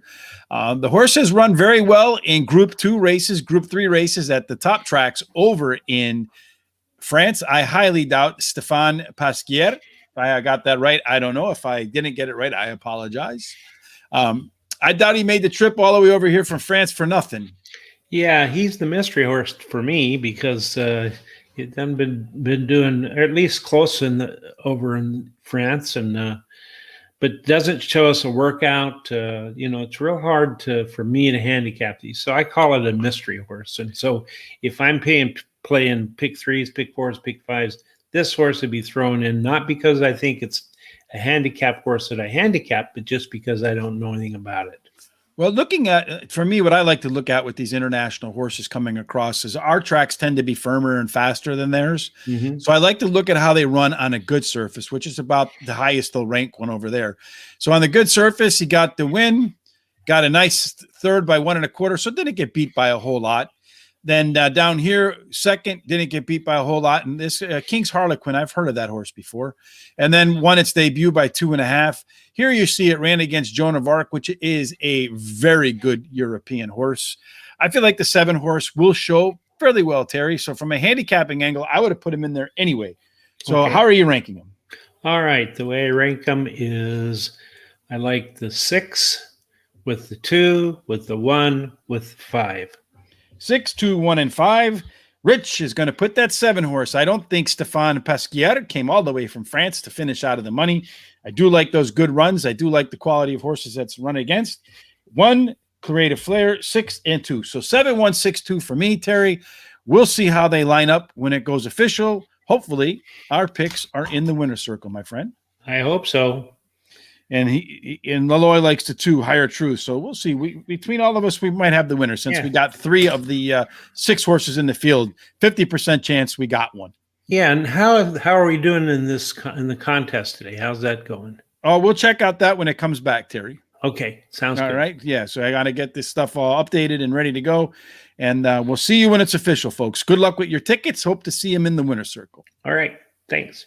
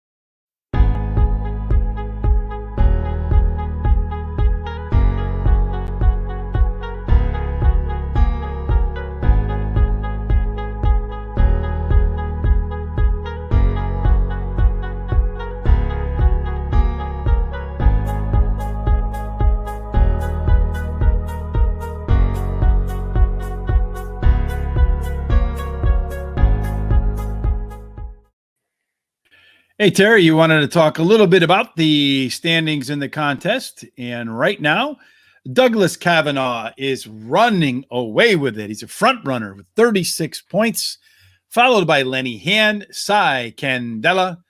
You have Mac Witt, Scampman, Dave O'Brien, Ralph Iniello, Talo Dawa, Efren Rodriguez, Larry McLaughlin, and Kevin Figueroa rounding out the top 10. But this looks like it's Dennis Kavanaugh's contest to hold on to. Yeah, he is in the top 10 or 20 all the time. He's a good handicapper. So, well, see if he. I think he's going to close this one out for sure, Terry. It looks. Probably. I mean, he's just if he picks up, he just has to pick up. He can't if he doesn't lose ground in his next race, he can't lose it. Right? That's how that works. Absolutely. I do want to say thank you to the folks who are giving us a thumbs up on Facebook. Ruben Pecchiato, Nano Whitehorse, Takashi. We'll leave it at that. My last name's Spiegelmeyer, so you can probably understand why I would do that. And if you're watching on Facebook, go ahead and give us a like, thumbs up. And then, of course, on YouTube, if you like what you see, give us a follow on YouTube by hitting the subscribe button. And then if you like what you see, give us a thumbs up. That way we get boosted up the YouTube, Google rankings. It helps us. Yep. And then, of course, Terry, you had the ice cold exacta there. I did. With the 6 and the 2. I absolutely love that race. That was a fun race. The best race today. I singled that 6 at my pick 4 that I played today. And I wasn't playing any pick 4s or pick 5s earlier. And that second pick 5 paid over $120,000. So when we got to the pick 4 here, I went ahead and took. Are you still alive? Oh yeah, because I used the 1, 2, 3, 9 in the first leg. Then I used the 6 as a single, and now in the next leg I've got the 2, 3, 4, 8, and then in the last race I have 8 horses in the last race. So. So it sounds like you got a good shot to get through. And at least we know now why Flavian Pratt decides to ride the 6 horse and not the 5 horse in the last spot, right? I mean, jockeys, a lot of times they make their picks. And when they make their picks, you should pay attention because they know the horse is kind of like insiders at publicly traded companies. When they buy their stock, they're kind of broadcasting what they feel. And when a jockey picks one horse over another 1 or 2, they're broadcasting what they feel as well, Terry. Yeah, that was a good payoff on that exacta too, 1880. Mm-hmm. So yeah, it was a nice exacta. And my 4 picks combined to make the superfecta. So that's the second superfecta I had on the day. 10 cents only turned into $9.60. Not as good as like the 140 that we had last time out or whatever, but still, nonetheless, I'll take a superfecta.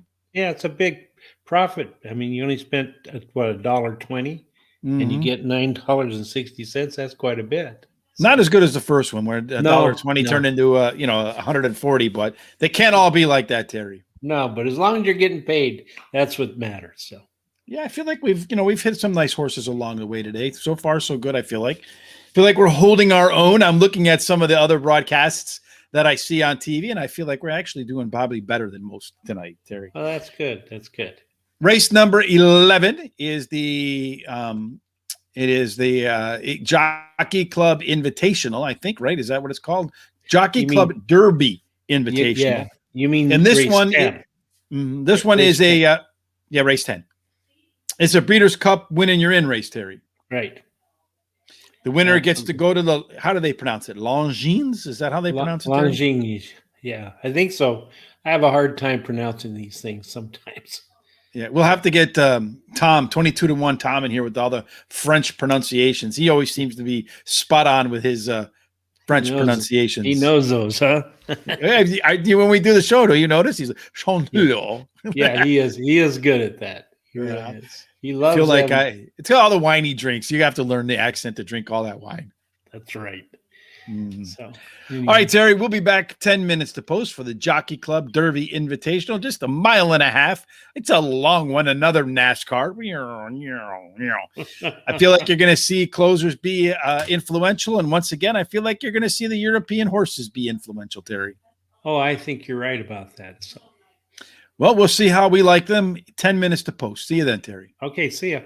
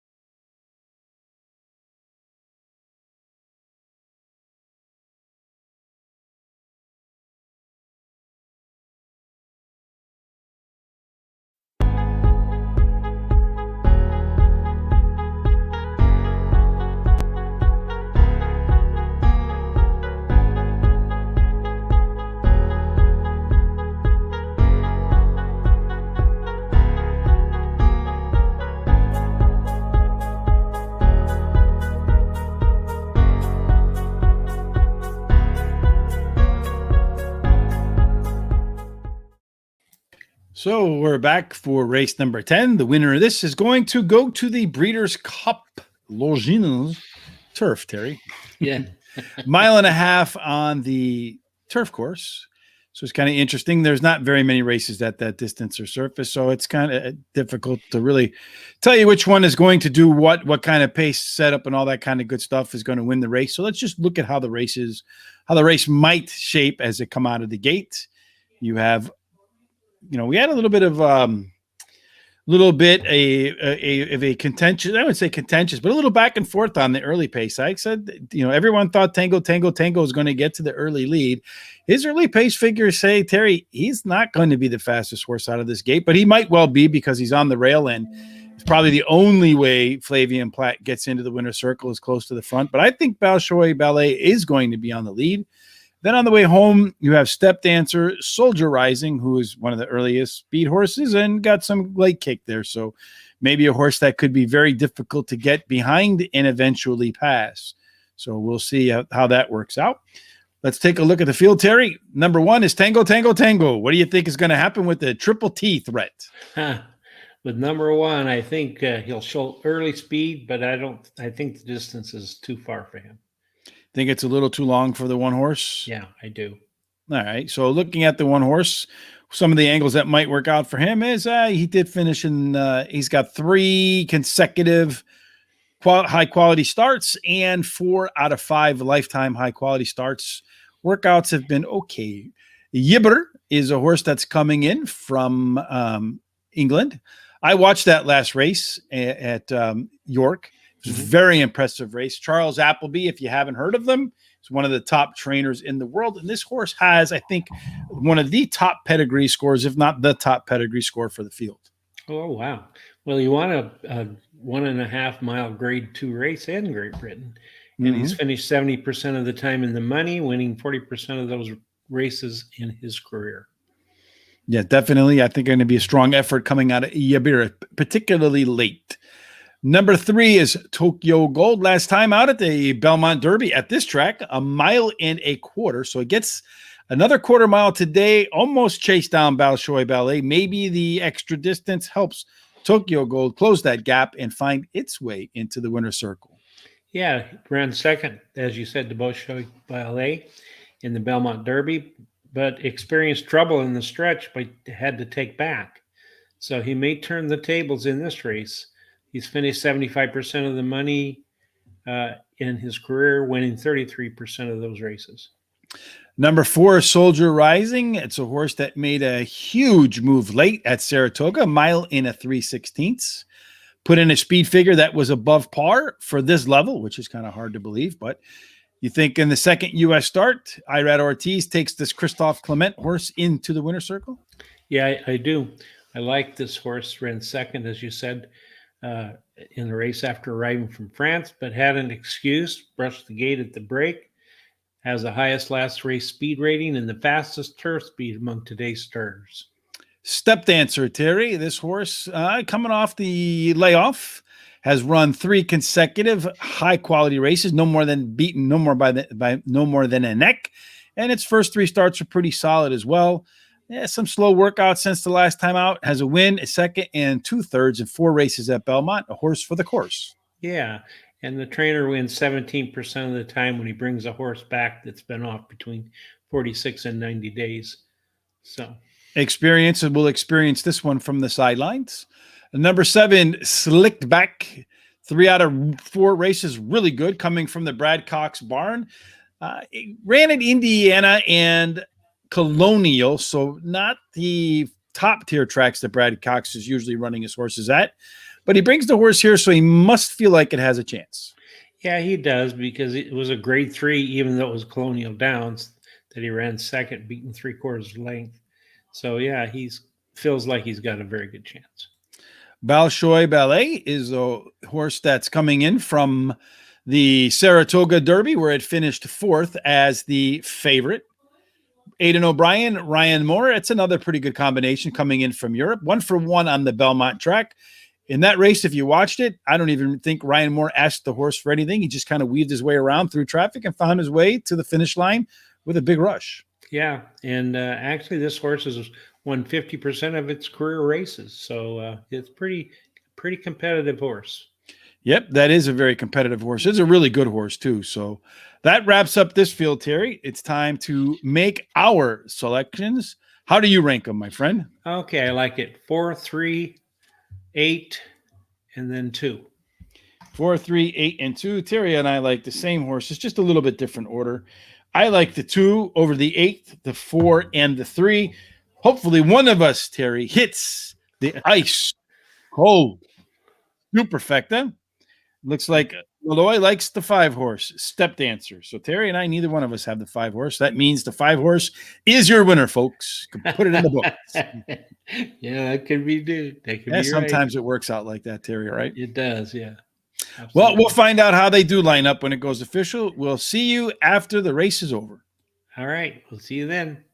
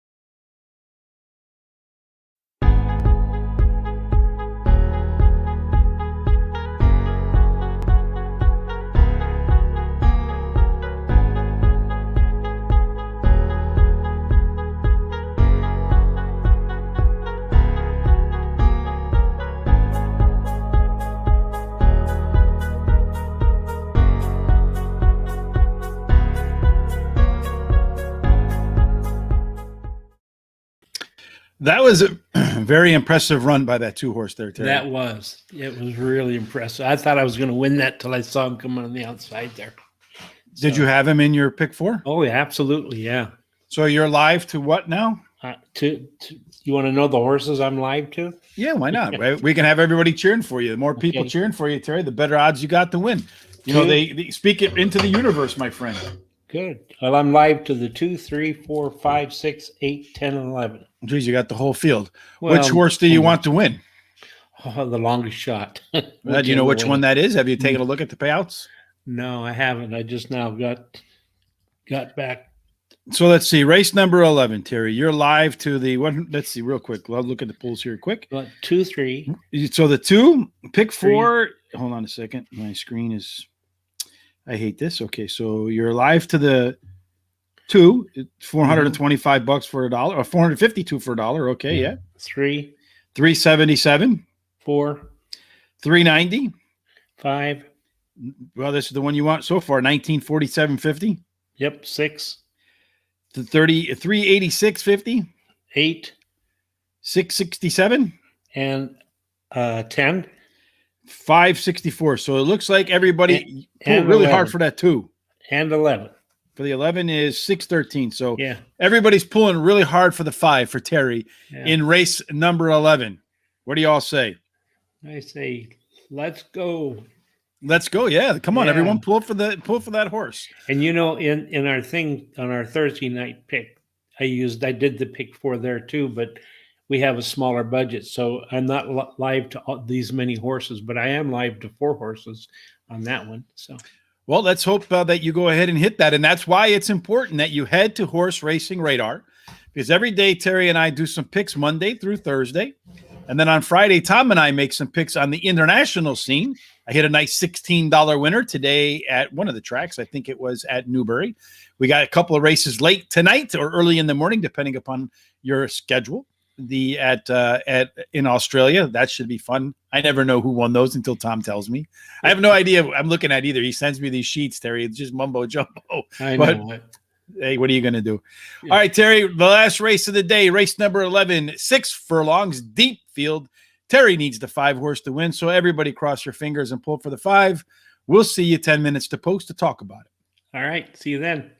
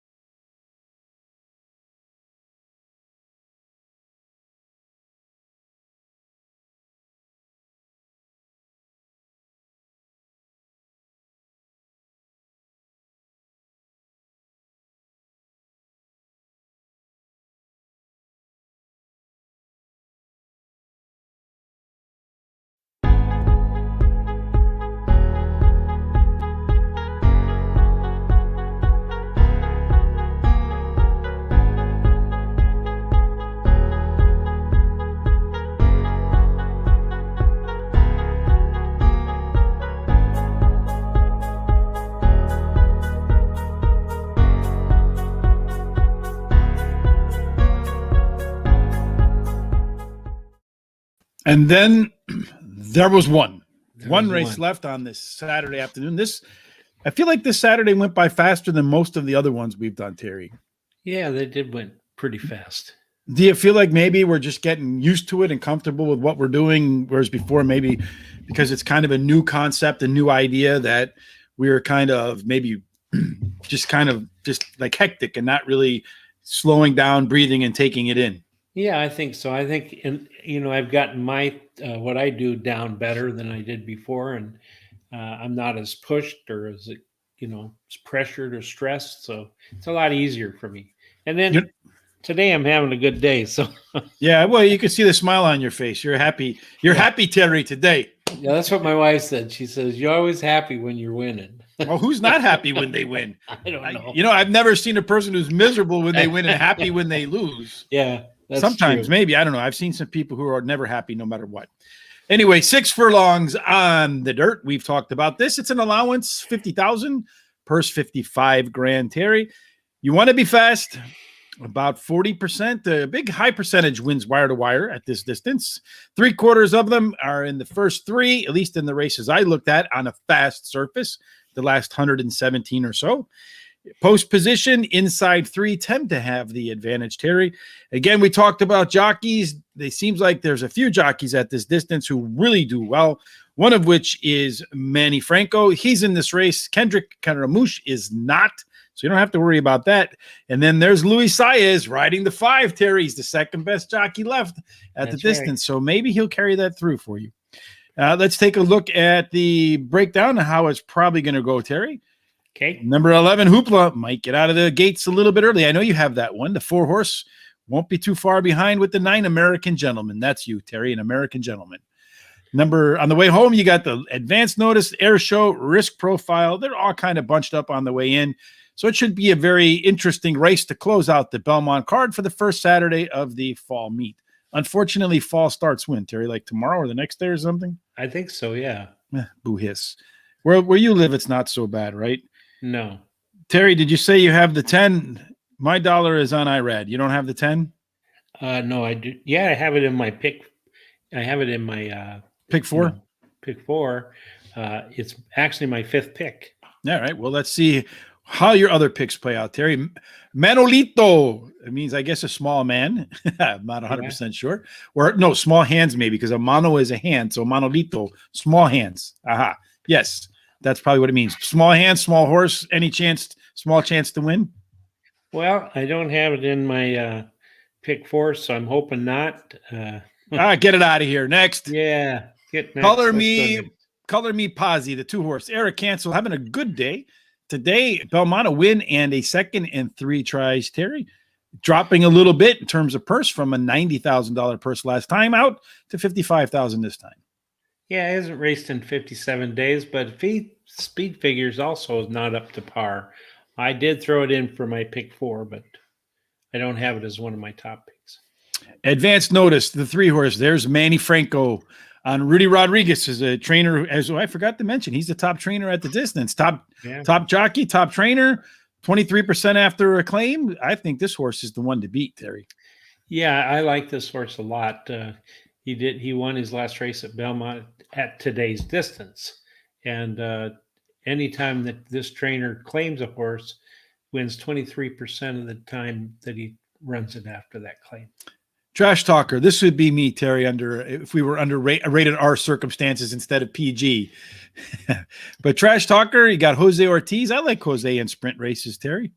Yeah, he was bumped on the break, and his early speed style will help his running chances. Yeah, he does have some of the fastest early fractions last time out for this group.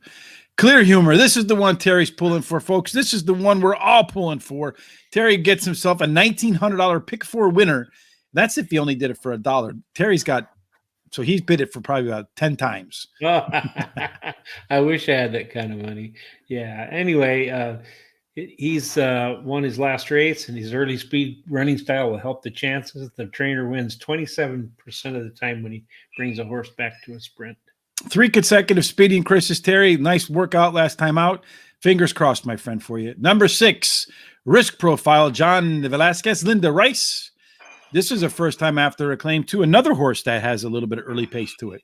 Yeah, I like Lender Rice a lot, and this horse should improve with the shorter distance. Has a really sharp workout at Belmont, 4 furlongs, 48 and some change, breezing, second out of 19 workouts. Number 7, One Whirlwind Ride. You don't have this one, right? I do not. Skip them then. Number 8, Air Show. Do you have this one? Yes, I do. All right, It's tell us about them. figures to improve while returning to the dirt. Did not like the turf, so I throw that race out. And the trainer wins 25% of the time. Second race after a claim. Yes, if you look at the fractions for this horse, what it's done in the past, it has shown that it can run the fastest fractions out of any horse in this field. So I'd expect you'll see a good run this time. Some good works at Belmont last time out too. So I expect to see a different pace from that horse this time out.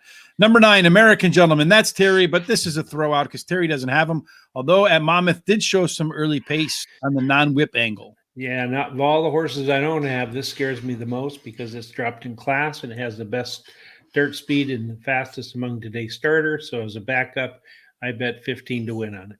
All right. Well, let's see how. I hope that one doesn't win for you, Terry.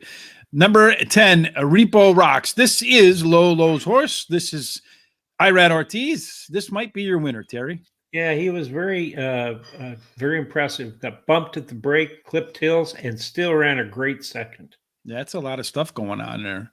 Yep. Finally, number 11, Hoopla. Won its last race by 6 lengths, just blew the field out as the favorite. First time after a claim. Not the biggest angle for Bruce Brown, only a 7% hitter. Terry, do you like him? Yeah, I've got him in my picks. He's actually ran his last race was highest speed rating of all these horses. And his early speed running style will help his chances. So how do you rank him, my friend? Okay, I like the 6 with the 3, with the 8, with the 5. Terry's going 6, 3, 8, 5. Rich is going 3, 6, 10, and 2. And let's see how it breaks out when it's final, Terry. I hope for you the 5 horse comes home first, my friend. So do I. Thank you very much. We'll see how they line up when they go official. Hopefully, we see which number in the winner's circle, Terry? Number 5. Number 5. We'll find out when it's official.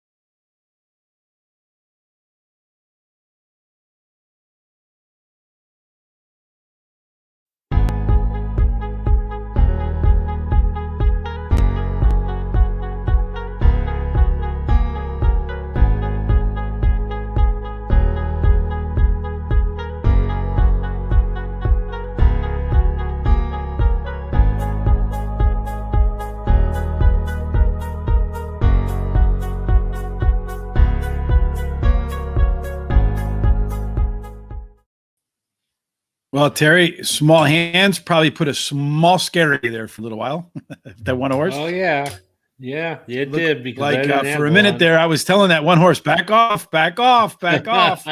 Don't get in the Yeah, way. that boy, did you see how that 6 closed? He got held up a little bit on that horse on the rail, had to go around it and close like a fire truck. Like a He was like a runaway insane bolt. That's right. Yeah, he did. Yeah, and actually, the 9 that I didn't have and I'd put 15 to win on, he led that race all the way to the stretch. So he did pretty good. But I bet $80 on that pick 4, so it paid 193. So if you take the $15 out, I made about $100 on that. So Well, hey, where else can you have that much fun and make $100, Terry? I don't know. Go to the movies; it'll cost you $100. And your top horse won. I ended up with this. With my second pick won. The third pick finished out the exacta. Yeah. That exacta, the 610 paid for $58.75. Terry, that's not bad, right? No, it's not bad at all. So, and a little later on, Terry, I think they just ran the first race over at Gulfstream. I mean, at Churchill Downs. So it's going to be a good night of racing there, along with the horse race for the Kentucky Oaks and for the Kentucky Derby. So if you haven't, you can go over to Horse Racing Radar. You can check out some free picks over here on the free picks page. If you like what you see, maybe on the first free picks, you can go over for $5. Get our picks for every race, every track, every day. So make sure you head on over to that Horse Racing Radar, and you can check out the story I put up there today with Tom, iCarly, and myself. We talked about those 2 races. We put up the video.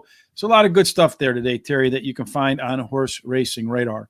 So make sure you go over to our sponsor. Nice $100 for tomorrow, says Lolo Baloy. Hope I got that right. If I didn't, I apologize. Yeah, I am the official pronunciator, though. So if you've said it the other way your entire life, now you have to change it. All right, Terry, as always, these Saturdays are my pleasure to spend the time with you, my friend. Yeah, I very, very much enjoy it. So I'm Mary. Until we meet again on Monday at 1 p.m. Eastern, Terry. May the rest of your picks this weekend and tomorrow, that extra $100 you got, because I know it's going to burn a hole in your pocket and you'll be on the track again. So hopefully all of that money ends up in the winner's circle, Terry. Yeah, I hope so. All right, everybody. As always, good luck at the races. Hope to see your picks in the winner's circle. Thanks for joining us today. Have a fantastic Saturday evening. Bye.